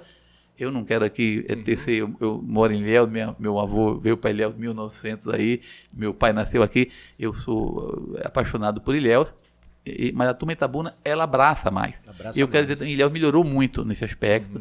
A geração nova aí, o Anselmo Clement na CDL, vem fazendo um belo trabalho, né? Precisamos revitalizar mais a associação comercial, porque a associação comercial realmente está sem nenhum serviço, está fechada, é uma casa centenária, né? E o Sindicato do Comércio, o Antônio Costa, faz um bom trabalho. É um trabalho que todos os anos, a negociação coletiva é muito sério. É difícil fazer a negociação do trabalho. Eu nunca me vi presidente do sindicato, porque eu não teria aquela paciência de Jó que Antônio tem. Só ele mesmo. Ele tem muita paciência. Presta muito serviço também, poucos percebem isso. Então, eu diria assim, o movimento empresarial de Ilhéus, todo mundo sabe que precisa se unir, mas não sabe da dificuldade que é se unir. Quer ser dentro do sindicato rural, para discutir a questão do cacau, que é complexa. Não se tem assim um mediador para alguém que assuma, chame para si, para estudar todos os problemas. Quando se vai a Brasília, são difíceis chegar lá e cada ministro que vai ouvir um cacaucultor ouve uma coisa diferente e os caras também não sabem o que fazer. Eu sei que Ilhéus e o cacau e o comércio, a gente precisa exercitar mais essa questão do associativismo. A gente precisa estar mais unidos, porque senão a gente não avança, né? E temos avançado assim, a duras penas, por um ou outros companheiros que realmente se doam, né, para a causa. É verdade. Está se renovando? Essas pessoas estão se renovando em CDL e Associação Comercial? A CDL está. A CDL está com uma geração nova. O Anselmo Clement é um empresário, ele é do setor de distribuição de equipamentos hospitalares, essas coisas, essa linha. Ele viaja muito, mas ele tem uma equipe bem montada e conseguiu com o atual governo uma sede que ele não precisa pagar aluguel, isso era um custo para a gente, já alivia, né? Porque a gente perdeu as receitas do SPC. Antigamente o SPC era uma grande receita, né? E hoje praticamente ela é como a telefonia. Acabou. Vão mudando, vão acabando. Acabou. Então, hoje você sustenta a entidade fazendo eventos. Faz um evento, tem um sobra de caixa, aí você consegue pagar os funcionários e as despesas corriqueiras, porque não é fácil. Para viajar, eu cansei de viajar com meu recurso próprio, usar meu telefone, meu carro, porque a entidade não tinha recurso. Eu, quando assumi, tinha um passivo lá enorme, né? E trabalhamos muito para isso. As mensalidades não conseguem bancar os custos. Não consegue, ainda. não banca, não é fácil. Então, quem entra lá, entra porque gosta pela causa. Quer fazer um trabalho filantrópico mesmo. Exatamente. Né? Mas, assim, eu acho que é a oportunidade que o empresário tem de poder trocar informações. Eu lembro lá em Borarema, tinha um concorrente meu que eu botei para ser meu diretor de SPC. Eu falei, vou trazer o cara para perto de mim, né? Até faleceu o saudoso Cláudio Honor Capixaba, ele. E ele dizia assim, eu sou rotariano, ele dizia, eu sou maçom e sou da CDL. Mas eu gosto mesmo de estar aqui no ambiente da CDL. Porque lá ele é um cara muito tímido, ele tinha a oportunidade de falar. Entendeu? Então ele também tinha o que falar. Era a atividade dele. Aqui a gente precisa criar mais fóruns, mas eu não diria fórum para afastar prefeito, nem fóruns para discutir fortalecer o negócio. Para fortalecer. Tem uma piada que é médica, ela fala assim, olha, os alcoólatras não se fazem grupos, né? Né, os aidéticos também fazem. Então, nós, na nossa atividade, temos que reunir para encontrar. E fazer o grupo. Claro, e ouvir a contribuição que cada um tem. Cada pequeno empresário, para mim, é uma escola de experiência que eu vejo. Eu tentei na UESC fazer uma parceria. O antigo prédio do ICB, eu conheço bem, meu pai foi para Borarema como agente comprador de cacau do ICB. Né? E lá tem um auditório bacana, na sede principal, e foi doado para a UESC. Está abandonado lá. Uma parte, onde funciona a Caixa Econômica ali hoje, a Caixa funciona uma parte e a outra fechada. Eu fui com minha diretoria, procurei a reitora na época, e fiz um pedido, oficializei o pedido, porque a gente queria, olha, cede para a gente, incomodato. Pelo menos está cuidando, pronto. Né? E nós vamos cuidar do Museu do Cacau. Isso. Né? Opa, não é isso? Aí já tínhamos os patrocinadores para ajudar a gente, então fomos baseados nisso. Né? Tinha um tesoureiro muito dinâmico, a Aloysio, né? Mendonça. Né? E aí já tinha umas ideias, já tinha um planejamento já na cabeça, né?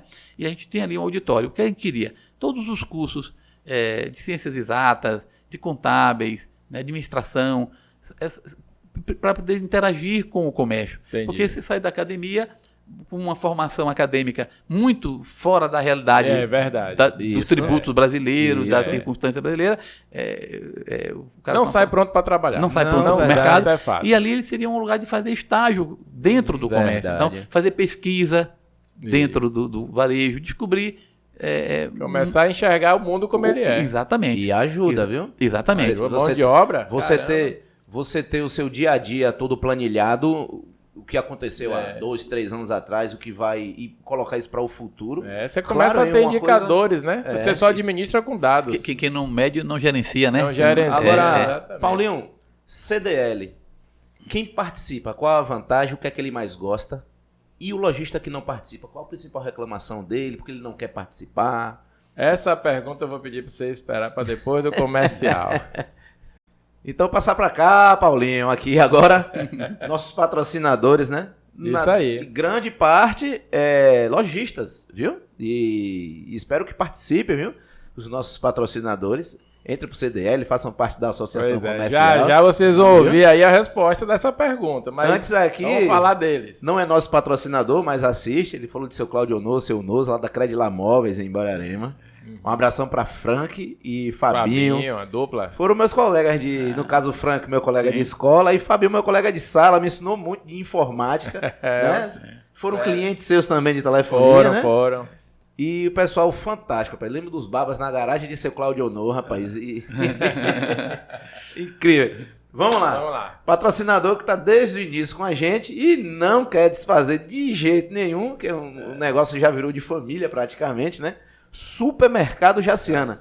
Dá uma chegadinha aqui, ó. Fica de olho, principalmente agora. Final do ano chegando, verão se aproximando. Segunda da proteína, que já teve época que foi segunda e terça. Quinta do hortifruti, o final de semana cheio de ofertas, ok? Xande gosta de chamar a atenção, inclusive foi chamada a atenção também por Ari PB, que vinha de Itabuna para Ilhéus um pouco tarde, e ainda encontrava o mercado Jaciana aberto e todos os dias. Então vem aqui, ó, no @ deles, dá uma prestigiada, sempre e quando aberto. tiverem aquelas peças teatrais do Guigo com o Serjão, vão lá, porque é promoção certa e o preço realmente está baixo. Final do ano todo mundo quer dar uma economizada aí. Beleza? É isso aí. Fala de Shaw e o nosso primeiro presente aqui para Paulinho. É isso aí, chocolate Shaw, né? Agora que nós deixamos de só plantar cacau e vender cacau para poder vender chocolate, qual foi o resultado disso? Quando a gente entra aqui na região, você vai levar, ó, medalha de bronze, terceiro melhor chocolate do mundo, esse 55%. Que maravilha. E o 45 acabou de ser lançado. O 45 é um chocolate ao leite com nibs de cacau. Top então demais. Você junta o que tem de ao leite com o intenso do nibs, né? E fez uma mistura legal aí. Então é isso aí que o pessoal faz aqui, gente. A gente agora tá cheio de fábricas de chocolate. Isso. Todas elas ganhando prêmios internacionais de reconhecimento. Nosso chocolate, nosso cacau é o melhor realmente para fazer chocolate. Volta aí um pouquinho lá no de Maltês. Pra ele falar do Zezo Maltês, o jardim de chocolate. A fazenda dele tem um jardim de chocolate, que é a plantação de cacau específica para produzir o chocolate maltês. Então, e você que não conhece, conheça a Shaw, experimente. Você que ainda tem aí seu mercadinho, seu empório, a loja de conveniência, entre em contato aqui, ó. 739-8805-5020. Entrega no Brasil inteiro. O terceiro melhor chocolate do mundo. Show de bola. Verão na boca aí da botija e você não vai fazer a loucura de ligar o ar-condicionado depois do inverno. Demorou para o inverno passar a batuta para o finalzinho da primavera e a chegada do verão, né? Mas chegou, já tá um calor imenso aí. Então o que é que você faz? Antes de colocar o seu ar-condicionado de volta em funcionamento, chama a turma da Que Frio. Vão higienizar o ar-condicionado, ou vão fazer instalação nova, ou mudança de cômodo, domicílio, caso você mude, viu? Chama nosso amigo sua loja, Reno. Que hoje com certeza muito lojista vai estar vendo exatamente. A gente aí, o pessoal do CDL vai compartilhar. Então se você tiver sua loja aí, seu estabelecimento, quiser mudar, trocar, instalar um ar-condicionado novo, entre em contato com o Reno aí, que é o top da região. Que Frio, belezinha? Nós temos mais um presente aqui. Manda! O pessoal já viu passando para cá, deve estar curioso. Foi bem na hora da sua câmera. Élida é delícia. Sempre ela oferece um bolo direto para o convidado. Essa aqui é direto dela para você. Pode abrir. Esse tá diferente hoje, viu? O cheiro desse bolo. Rapaz. Olha a composição dele. Mostra aqui pra essa câmera aqui. A câmera azul ali é sua. Enquanto o Paulinho abre ali, vamos passar aqui, ó. Muda a câmera pra cá, ó. @edelícia, _ L da Celine. Muda a câmera, Olha produção, pra pra Paulinho aí, ó. Mostra aqui nessa Aqui, câmera azul. aqui. Essa câmera azul é sua aí. Aí, olha que Rapaz. maravilhoso. Esse tá bonito hoje, viu? Se eu não, tivesse visto, não te dava, não. Então, Maravilhoso. Vamos tomar na saída não, né? Quem passa bem a família em casa, rapaz. E você não, ainda vai, carnavamente. quando você estiver em casa, marca ela lá no Instagram, que ela gosta de ser marcada. É um presente dela pra você. Dona Érida, além de bolos maravilhosos, essa massa desse bolo aí é surpreendente. Meu amigo. Ela não é uma massa comum de bolo, não. Ela é legal.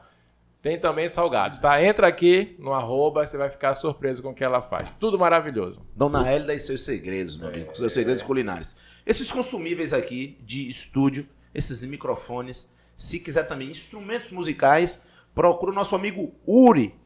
No Uri, onde é que você encontra? Uri Loja Vence. Vence. É Loja isso Vence aqui em Ilhéus. Fica ali no General Osório, beleza? aí. Mas se você quiser a loja mais tradicional, vai lá nas Quentas na Itabuna, conversa com o seu Rony, ganha um pressão lá, ó. Que eles adoram também a galera do Papo de Avião. Tudo aqui é Vence, viu, galera? Não pensa que a gente tá Tudo é comprando Vence. coisa fora, Mercado Livre, Muito Shopee, pelo não sei o que, não. A contrário. gente vai Chega na lá e diz Vence. que viu o papo de avião que tem desconto na vez. Exatamente. Segura essa, Uri.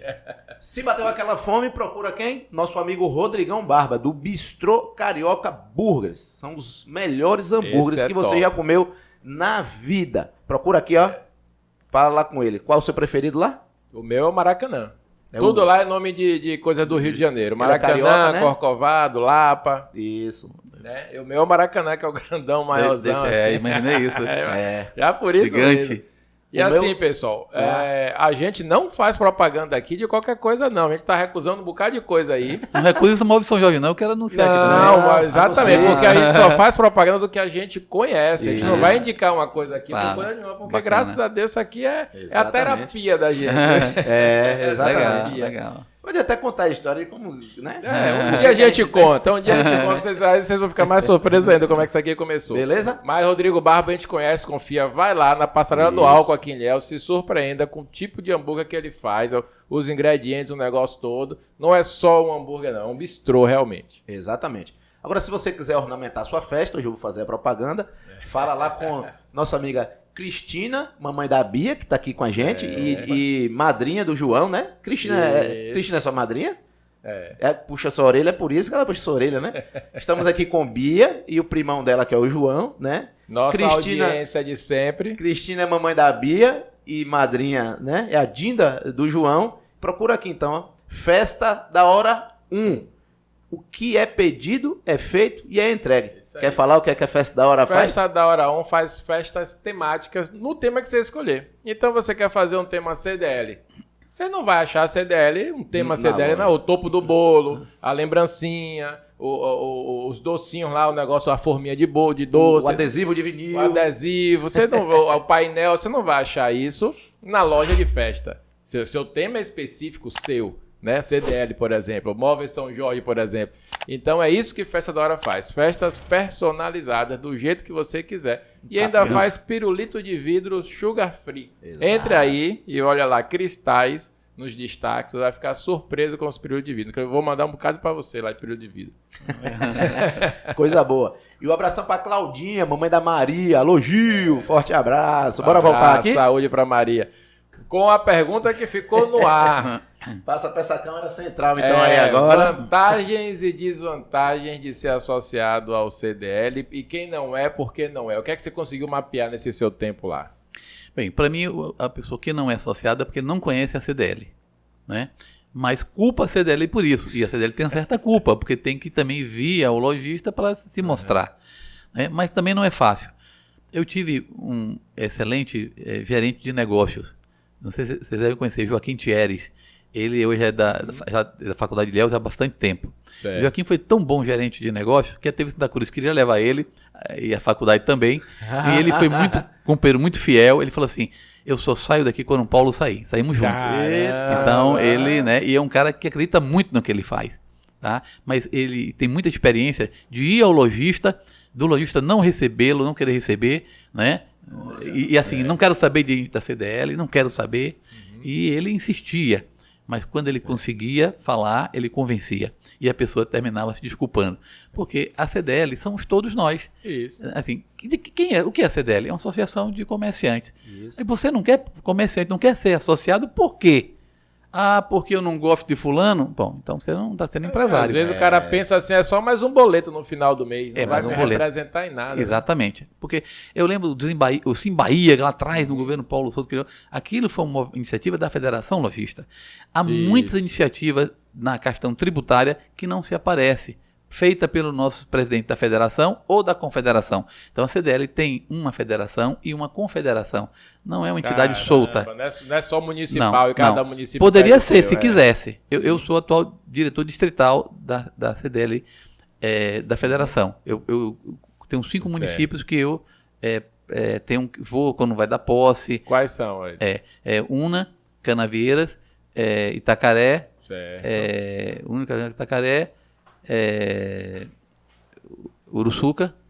Não, são 4, Uruçuca. Maravilha. Nesse aí você responde pela confederação. Já dei posse em Una, já dei posse em Uruçuca, não. Já dei posse em Itacaré. Que lá, legal. Se movimentou bastante. Quando eu fui presidente, a CDL de lá não conseguia se erguer. Acabaram. E aí criei um núcleo lá. Então, uma vez por mês, ia com 2, 3 companheiros da diretoria, levava um gerente de um banco da Caixa, ou alguém do Sebrae, levava um serviço para ele. Entendi. Tá? Para oferecer para ele. E eles participavam das nossas campanhas e também usavam nossos produtos. Então, a gente tinha uma quantidade boa. Eu tinha mais de 60 associados. Mas eu estimulava que eles voltassem a funcionar, mas eles não acreditavam neles mesmos. Quer dizer, é algo assim, parece-me que é complicado isso, assim. Eu sei o que é ser o lojista, tá preso no meu negócio e eu não querer olhar para fora, sabe? Isso é uma coisa horrível. Todo mundo fica com medo, porque você tem muitas atividades durante o dia a dia. Isso. Se você não se agendar para você sair, fazer aquilo, você não faz. Mas esse é um fato também que o lojista tem que entender, que o colega dele tem um problema semelhante ao dele. E a união é que faz a força, como você acabou de falar. Senão vocês estavam engolindo, vocês / nós, consumidores, um imposto de 21% 21%. hoje. Então, muitos benefícios. Você quer reclamar alguma coisa? Procura o presidente da CDL, liga para ele, o cara é super acessível. Né? A gente sempre precisa. Ontem mesmo eu liguei para ele, na sexta-feira. Eu aluguei um imóvel do meu lado da minha loja para uma nova franquia que vai vir aqui da Sherwin-Williams. É um jovem que era engenheiro da Ford. A Ford acabou na Bahia, né? Isso. E ele é da família de Quaraci e tal. E então ele veio para ver. Aí aluguei. Bom, o inquilino que saiu tem umas contas de energia e de água. E a Coelba quer que você pague a conta pelo usuário anterior. A conta é o nome do cara lá, você não deve nada. Não, exatamente, tá? Aí, o nome dele. Aí, pô, presidente, preciso da sua ajuda. Aí ele, não, segunda-feira eu cuido disso. Ele é assim, lá em Itabuna, Carloli, assim. A Carloli, essa semana eu liguei, porque uma senhora lá estava precisando de uma licença da prefeitura com dificuldades. Aí Carloli, deixa comigo que eu resolvo isso para a senhora. Vou com a senhora lá na secretaria. Então o presidente assume pessoalmente. Entendi. Eu já fiz muito isso. Levar companheiros do comércio para falar com o secretário ou até com o prefeito. Porque o cara precisa, ele tem uma necessidade. Então a entidade, ela também é uma interlocutora. O cara só sente isso quando ele sofre na pele uma dificuldade. Tá? Quando Jorge Amado, o prefeito na época, foi fazer uma reforma, era mês de outubro. Pô, chegava perto do Natal, como é que vai fazer obra em cima do Natal? Os comerciantes ficaram loucos. Eu lembro do saudoso seu Orlando ali, Oliveira, dono da Boticária, ele ficou desesperado. Ele me ligou desesperado. Eu fui para lá imediatamente, liguei para o companheiro Dudu, liguei para o companheiro Luiz, vamos lá comigo. E lá, ele, como é que pode isso? Aí vamos ao prefeito. Aí fomos ao prefeito, e ele disse, olha, uma verba chegou. E se eu não fizer essa obra agora, tem que devolver a verba. Querem que eu devolva a verba? Bom, vamos reunir os empresários. Reunimos todos daquela rua, levamos para o Salão Nobre da Prefeitura, o prefeito então explicou a todos o que estava acontecendo. Vocês vão decidir aqui. Se vocês falam que eu devolvo. Faz a votação aí. Então, assim, no início foi muita pedrada, né? Pô, você desanima até. Isso. De maneira que, olha a importância da entidade. Nós aproximamos todos os lojistas que estavam com um problema muito sério e terminou fazendo a obra daquele jeito mesmo. Natal foi meio complicado, mas hoje está lá.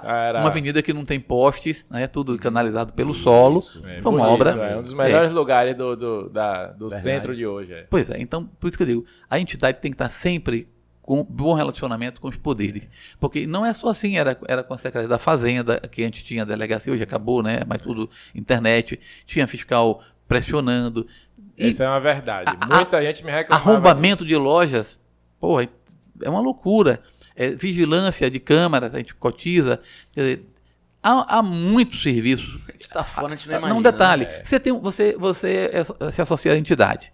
Aí você tem um filho ou um funcionário que faz a faculdade de Ilhéus. Cara, a faculdade dá para o associado da entidade 20% de desconto. Olha isso, já se paga a mensalidade dele. Da sobra.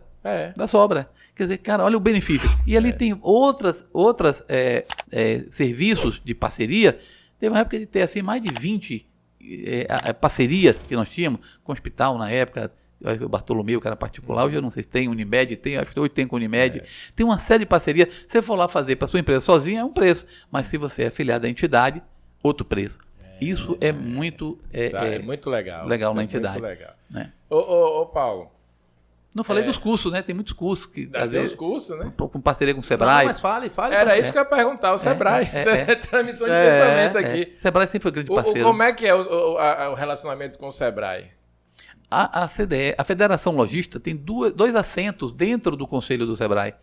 O Sindicato do Comércio também tem, e a Associação Comercial. Então, as entidades empresariais, o Sebrae pertence às entidades empresariais. Eu vejo assim do empresário, vamos falar do empresário que ainda não faz parte do CDL. Ele é muito mais inclinado a ficar próximo ao Sebrae do que ao CDL. Sim. Né? Porque lá ele vê o resultado, vamos dizer assim, curso, ele manda o funcionário para lá, faz um Empretec, faz um Sebrae Ideal, faz um negócio desse, aí ele fala assim, poxa, realmente, às vezes ele próprio, o próprio empresário, né? Como eu fiz Empretec aí. Eu fiz também. Você fez? Sou empreteco também. Empretec. E aí você fica com os outros empresários ali, coisa que aparentemente na cabeça de quem não participa do CDL, ele não vai ter aquela reunião com outro empresário, ele não ganha nada, parece até que é um boletinho só no final do mês, e ainda mais, aquele empresário pequeno, lembra de Paulo Calçado? Sim, Um abraço aí. Paulo é um grande amigo, companheiro. Grande amigo, Paulo Calçado. Foi meu diretor várias vezes. Foi seu diretor. Paulo era um boxinho lá na Feira do Malhado. Como é que esse cara se sente representado pela entidade de classe? Sabe como foi que nós trouxemos para dentro da entidade? Eu lembro, eu tava lá nessa época. Ele era líder lá, junto com o William. O William, que é contador, trabalhando na... Então, assim, às vezes o cara acha que não tá nem sendo visto, né? E é um cara que de altíssimo valor agregado aí para a entidade hoje. Nós sempre fizemos isso na minha gestão. Tinha Paulo, que era do Malhado, tinha Amaral aqui, Cred. Amaral Cred, também era parceiro nosso. Aqui, gente boa demais. A Luiz da São Vicente. Isso, nós sempre procuramos prestigiar e fazemos eventos itinerantes nos bairros. Principalmente de palestra, e levando o Sebrae, inclusive. E o Sebrae tem muitos serviços do Sebrae que é pautado pela entidade, pela CDL. Treinamento de atendimento ao público, quando chega perto do Natal. Sempre isso a gente cobrava isso da entidade. E a gerente regional, Claudiana, sempre foi uma parceira maravilhosa. Que legal. Sempre nos ajudou, nos orientou e sempre nos trouxe muitas ideias bacanas para que a gente pudesse continuando o trabalho da entidade. Para quem comer esse rapaz da Ford aí, ou quem chegar, tipo assim, no final de uma carreira... eu como piloto, alguém que é funcionário público, alguém que é bancário, chegou no final da carreira, fez suas economias ali, está com 55, 60 anos, não quer parar e vai abrir o negócio. E eu vejo isso muito. Muitas vezes o cara nem chega no final da carreira, muitas vezes o cara simplesmente ele foi demitido de algum lugar, pegou a rescisão, ele falou, agora eu vou ser meu patrão. Aí abre aquele bistrozinho de sanduíche, abre aquele negócio, abre uma franquia e tal. O que é que você, com a sua experiência, você está falando de 79 quando você assumiu? Eu nasci em 78. Ele está falando de 45 anos aqui atrás. O que é que você diz com a sua experiência de empresário e de CDL, de associação comercial, para quem está entrando agora? Olha, você me botando o seu rico dinheirinho no fogo. Você falou uma coisa, você me lembrou aqui agora de um paranaense que casou com uma baiana aqui, Teixeira de Freitas, e abriu duas lojinhas, um boutique e tal. E ele chegava e queria que o gerente dele apresentasse o lucro da empresa, e o cara não sabia fazer. E ele, como engenheiro civil, foi estudar toda a legislação e viu como era complexo. E ele começou a desenvolver uma planilha de formação de preço, de custo e de resultados. Esse cara termina criando uma empresa chamada Instituto de Desenvolvimento Empresarial, que prestava serviço para toda a Skinny, para Boticário, para grandes empresas do Brasil. Caramba. Olha, a partir dele, vim morar em Teixeira, abrir um pequeno negócio, mas ele não sabia como oferir os lucros, porque ninguém tem. No varejo tudo é na... Rapaz, parece uma bola de neve, né? Você está vivendo um dia de cada vez, o negócio vai e vai. Você vai operando aquilo sem uma organização. Não há... Pouca gente tem uma planilha correta de formação de preço. Eu tomei um curso aqui no Sudic, antes de existir Sebrae. Eu vinha de Ilhéus, de Borborema para Ilhéus, durante uma semana. O Jorge, na época, depois veio ser o primeiro gerente aqui regional do Sebrae, né, Jorge Cunha, depois foi para o Extremo Sul. E o Jorge ia em Borborema e prestava uma consultoria particular e me estimulou a vir fazer esse curso aqui. Então, veja, esse camarada praticamente foi para morar lá, casou com a baiana, já no final de carreira, e virou um consultor para grandes empresas do Brasil. Agora recente falando, o engenheiro, né, cara, 45 anos, engenheiro da Ford, abriu uma loja em Itabuna, uma franquia, né, Sherwin Williams, e está abrindo em Ilhéus. Então, isso para mim é o seguinte, é uma oportunidade fantástica. Eu acho que o varejo tem uma coisa bacana também, você conhece pessoas. Eu costumo dizer, quem atende o público aprende um pouco de tudo na vida. Um pouco de economia, um pouco de psicologia, principalmente, filosofia. E você vai percebendo como a natureza humana se revela. Igual na política também, que isso é muito... Eu vou entrar nessa seara aparece da política, muito. Vai correr hoje não. Tanto que o Código Civil brasileiro prevê emancipação por idade, né? Ou por colação de grau, de segundo grau, terceiro grau, acho também, superior, e por atividade comercial.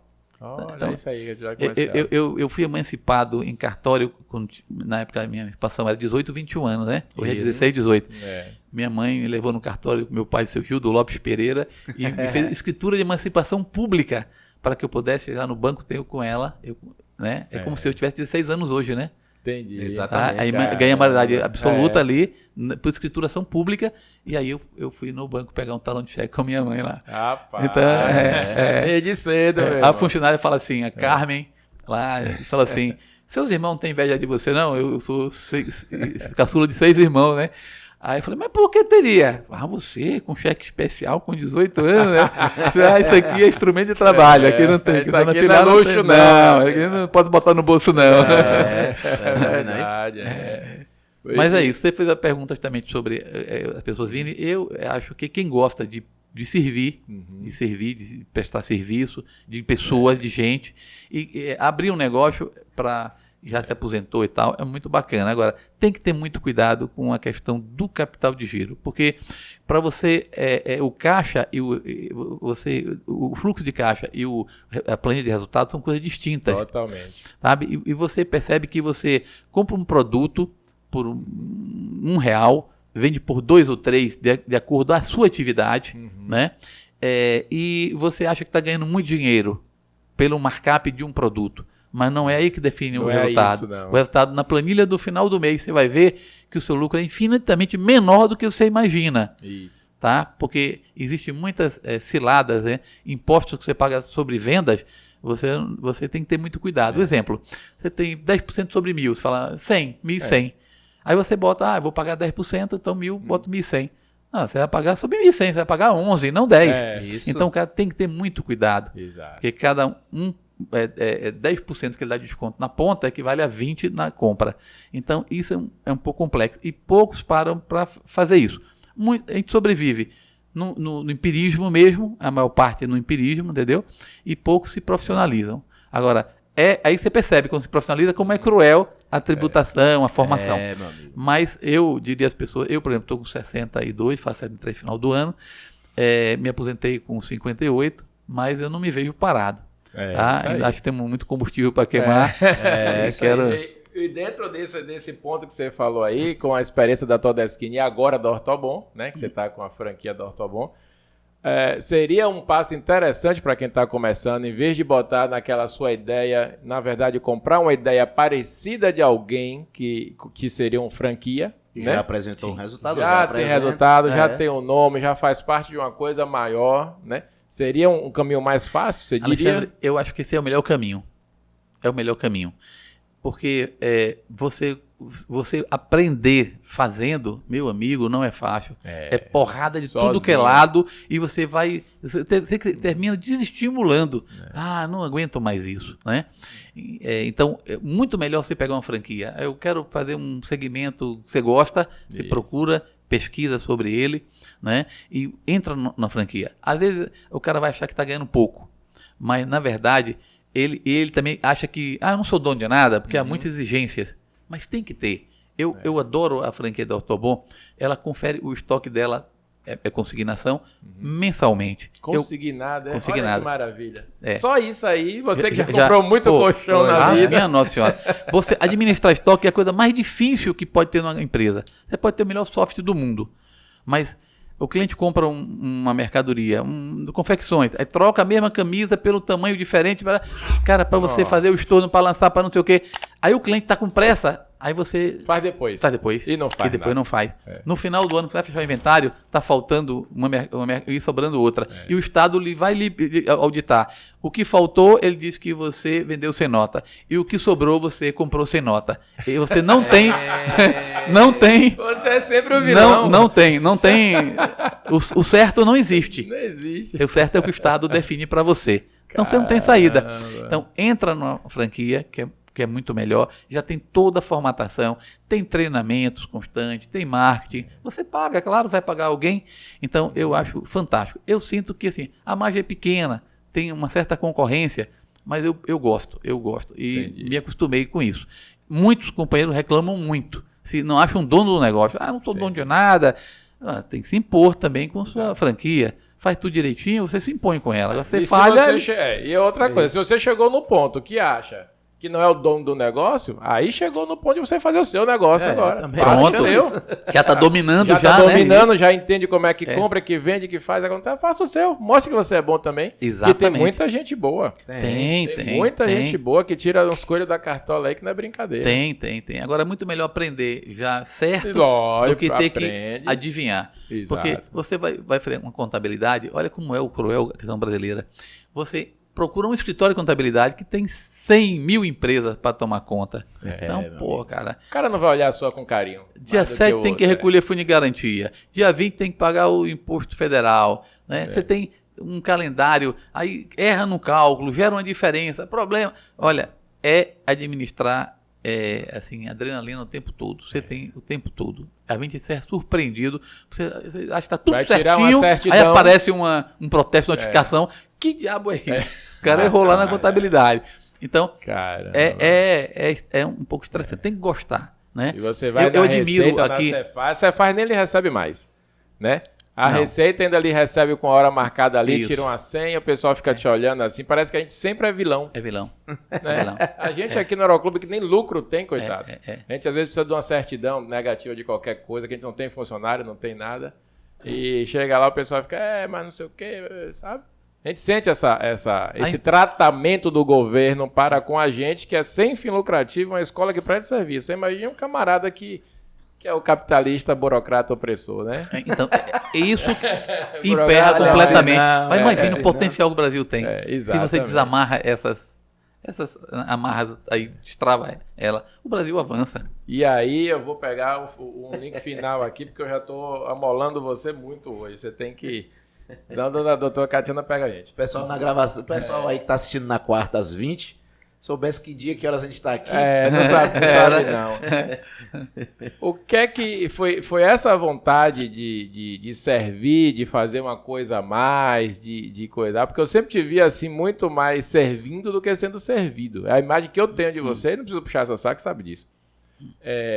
Essa vontade de servir a mais do que só os seus funcionários, a mais do que só os lojistas todos de uma cidade, agora a cidade como um todo que te levou para entrar na política. Como é que foi essa sua passagem pela política? Olha, eu quando vim para Ilhéus e fui para a Cideli, eu não queria entrar na Cideli porque eu sabia que terminaria entrando na política. E eu fui evitando isso. Mas quando entrei, eu prometi a Catiana, não me meto mais em política porque é outro mundo, né? É um mundo, tem que ter muito tempo. Bom quando um cara é funcionário público, ou então ele está muito rico e não precisa, né? Precisa mais nada.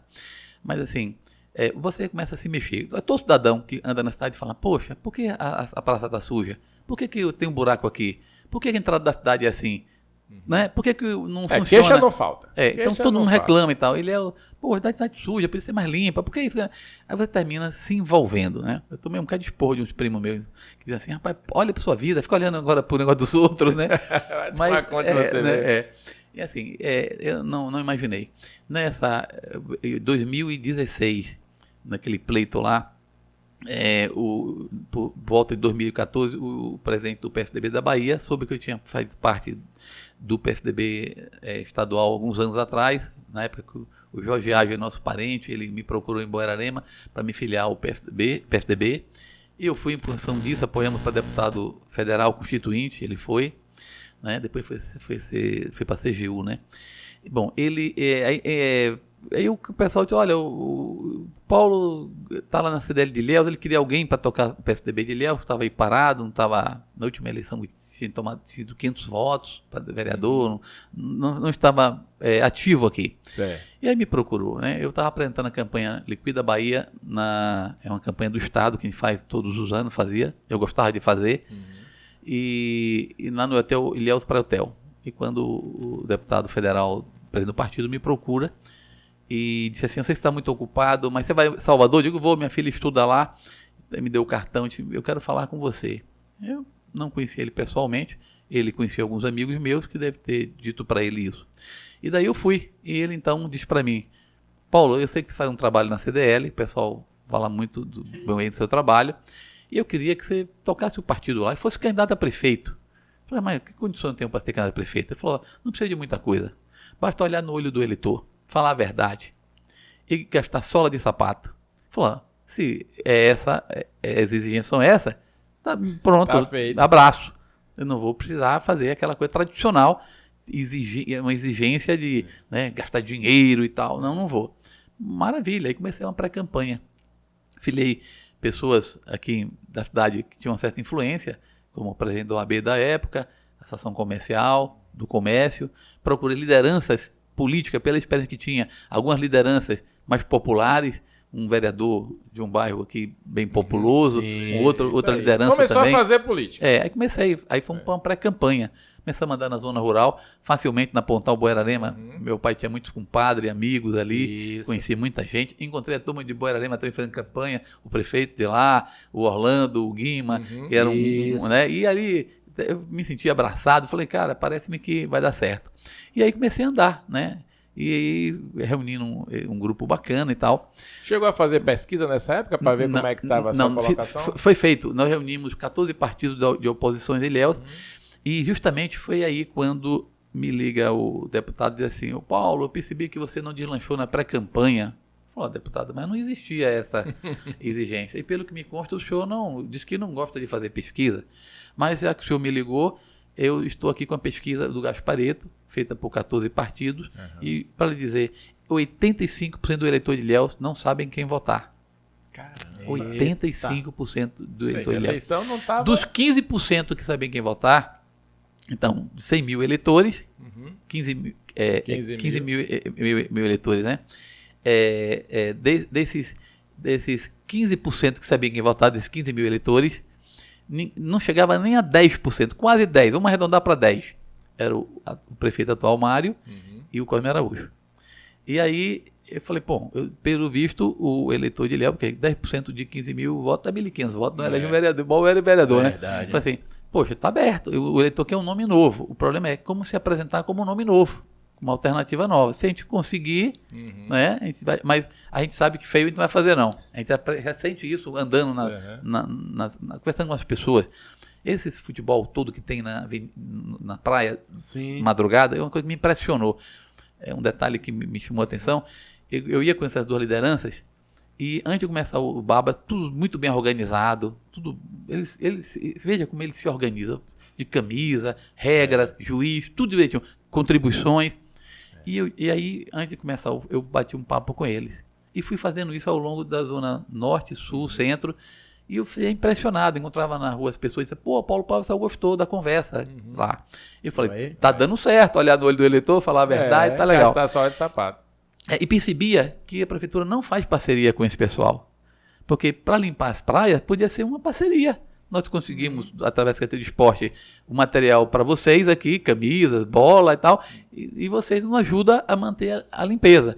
Traz o pessoal do meio ambiente para falar sobre meio ambiente, para conscientizar a importância de não deixar as praias sujas, né? Para gente plástico, essas coisas, né? Um apelo ambiental. A prefeitura traz os seus maquinários e a gente aqui, toda a população, vai limpar e manter limpo, que é o mais difícil, né? Mais importante do que limpar é não sujar. E aí criar todo um apelo nesse sentido. Aí a gente ia produzindo ideias maravilhosas. Com você, inclusive, nós sobrevoamos aqui através de Clóvis Júnior, né? Foi. Porque quando fui para a Europa, em Amsterdã, fiquei impressionado que Amsterdã é um aterro no mar. Isso até... E abaixo do nível do mar. Abaixo do mar. Exatamente. Depois eu vou falar sobre a questão do centro da cidade, das águas que ficam no centro da cidade, que ficam dizendo que é a maré. E você anda pelos canais da cidade, tipo uma escuna, com teto transparente de acrílico, e você senta como se fosse um ônibus coletivo, naquele tipo de assento, né, de fibra. Aí você entra, o cara tira uma foto, se você não percebe, lá adiante tem um painel cheio de fotos, aí você... Pô, que legal. E você entra e vai conhecendo a cidade toda, andando pelos canais. Eu falei, pô, mas Ilhéus tem toda uma trafegabilidade do centro, antigo porto, para a zona norte, para o Vilela, né? Você pode subir a Avenida Esperança toda ali, a Avenida Princesa Isabel, Esperança, ir lá para o Savoia. Aumentar esse transporte aquático, poderia né? ser, aquaviário. poderia ter seria maravilhoso, inclusive poderia até resolver o problema. Vitória é navegável. Até o Banco da Vitória. Banco da Vitória também. Lá, inclusive, meu avô veio do Líbano, foi para o Banco da Vitória, né? E aqui nos Marões aqui, como é? Assim, Rio do Engenho. Rio do Engenho, Então, olha só, por que não usar esses pontos? Isso ia incentivando a gente. Olha como é a política, você vai se empolgando com a causa, né? Com a causa. Aí nós sobrevoamos, né? Olhando, que maravilha e tal.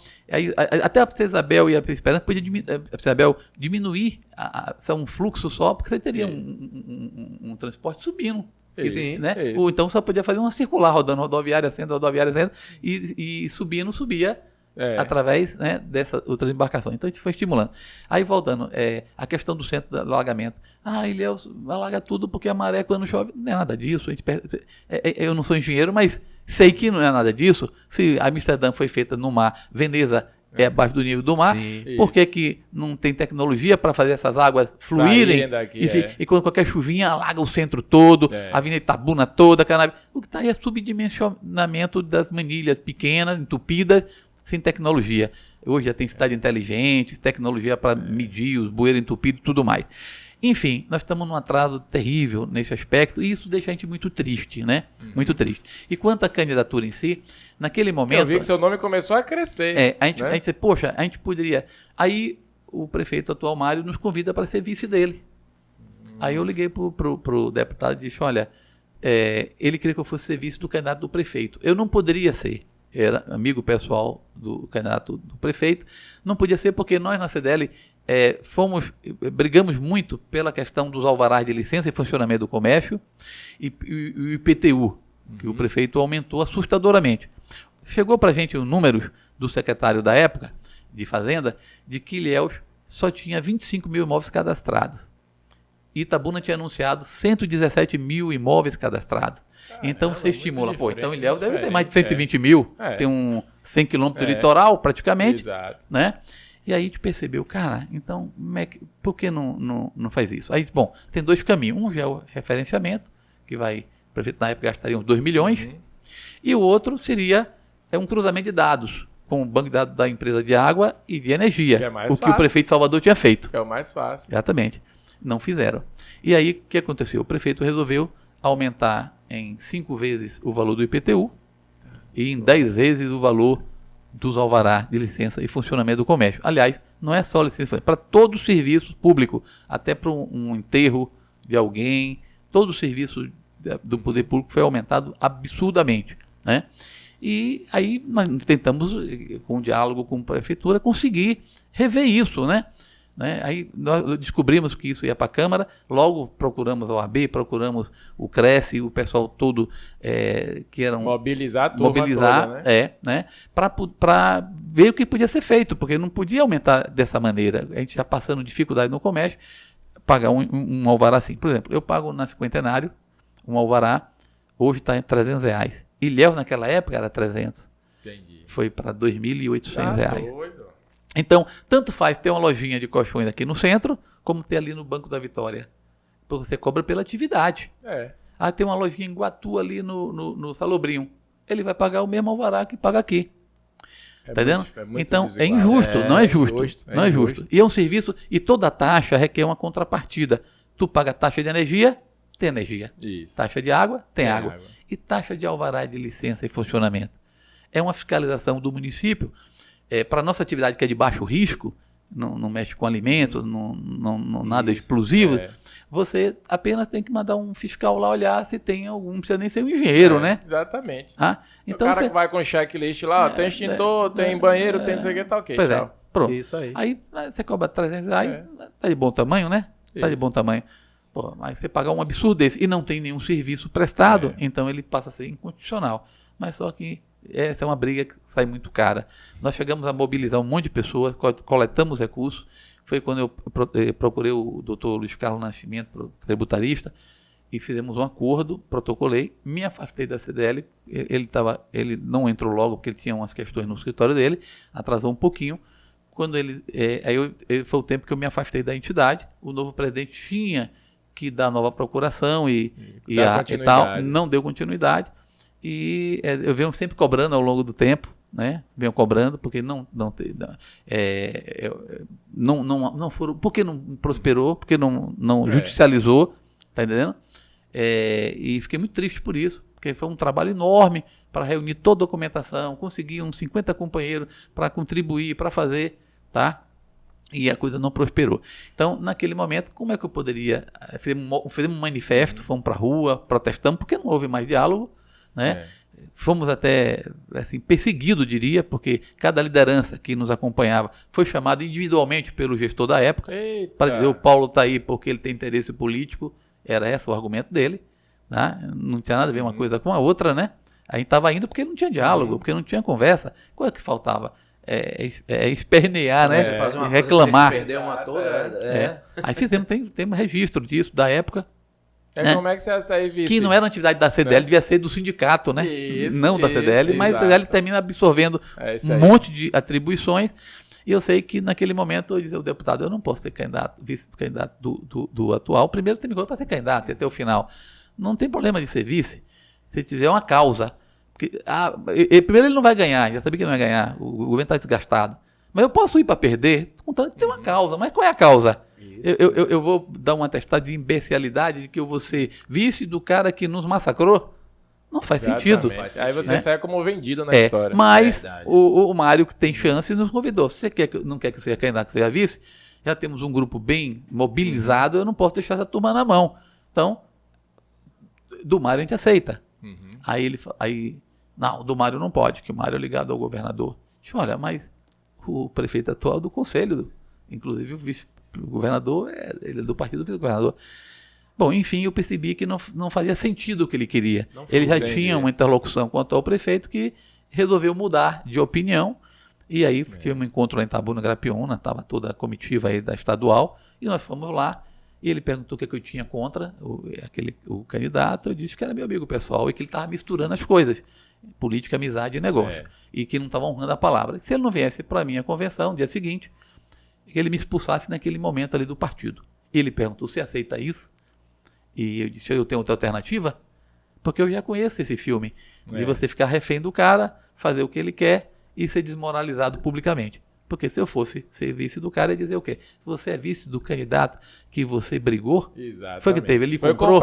Foi comprado. A conversa que sairia era essa. Eu lembro que eu estava descendo aqui no voo aqui encontrei aqui Jorge Viana e Alberto Albagre. E Alberto me gritando, Alberto me gritando assim, eu estava descendo com Catiana. Deixa eu te dar um abraço, dá um abraço. O que foi, Alberto? Foi o que eu fiz? Não, tu foi muito homem, tu disse não para esse absurdo. E eu fiquei muito feliz, porque tem algumas pessoas que perceberam, tá? Porque e aí você foi expulso e não acabou política para você aí? Aí, pronto, eu falei, aquilo foi um balde de água fria. Mas mesmo assim fiquei. Os amigos que nos procuram, né? Fomos apoiar o Reinaldo naquela ocasião. O menino fotógrafo Zé Nazal ia ser o meu vice naquela ocasião.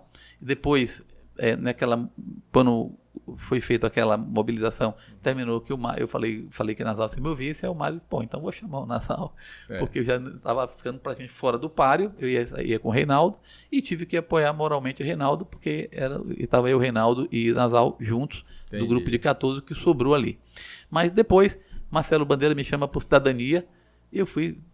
vem ser presidente. Eu digo, você que é amigo do presidente, pô, então não posso ser, tem que ser você. Ele falou, não, então me dá moral, vem ser meu vice. Não, vou. E fiquei até lá, construindo com ele essa amizade. Ajudamos algumas pessoas aí na última campanha, mas mais como coadjuvante, contribuindo para os amigos aí. Né? Política é complicado. É complicado. Eu acho que eu vou ser mais polêmico. Hoje é o dia que eu estou soltando as polêmicas tudo. Então, eu acho que a questão do partido afasta muita gente boa da política. Né? O jeito como o partido interage na política, se tivesse campanhas avulsas, né, pelo menos as principais, as menores, prefeito, vereador, talvez um deputado estadual, uma campanha avulsa, sem o partido, talvez mais pessoas pudessem concorrer. Né? Mas quando você fica num partido, aí o partido é que decide. Você vai, você não vai, porque é melhor, porque não é melhor. O partido tem dono, né? O partido tem dono. E o dono o cacique do partido é que manda. O cartola do partido é que manda. E eu não gosto muito dessa ideia. Eu estou falando como eleitor, como cidadão. Não tenho nada a ver com política com ninguém. Então é isso. Ficaram 3 patrocinadores que tem aquela interligação. E a gente vem com a última pergunta para Paulinho. Vamos lá? Beleza. Taca ali liberar o homem aí, rapaz. Hoje foi pesado para ele. Vai tomar uma surra em casa. Verdade. Vamos lá, veja o que acontece. Esses 3 patrocinadores, o que é que eles têm em comum, justamente com esse último que a gente vai falar aqui, que é justamente o seguinte. Começaram a expandir seus negócios numa região geográfica muito grande. E aí já ficou impossível fazer de carro.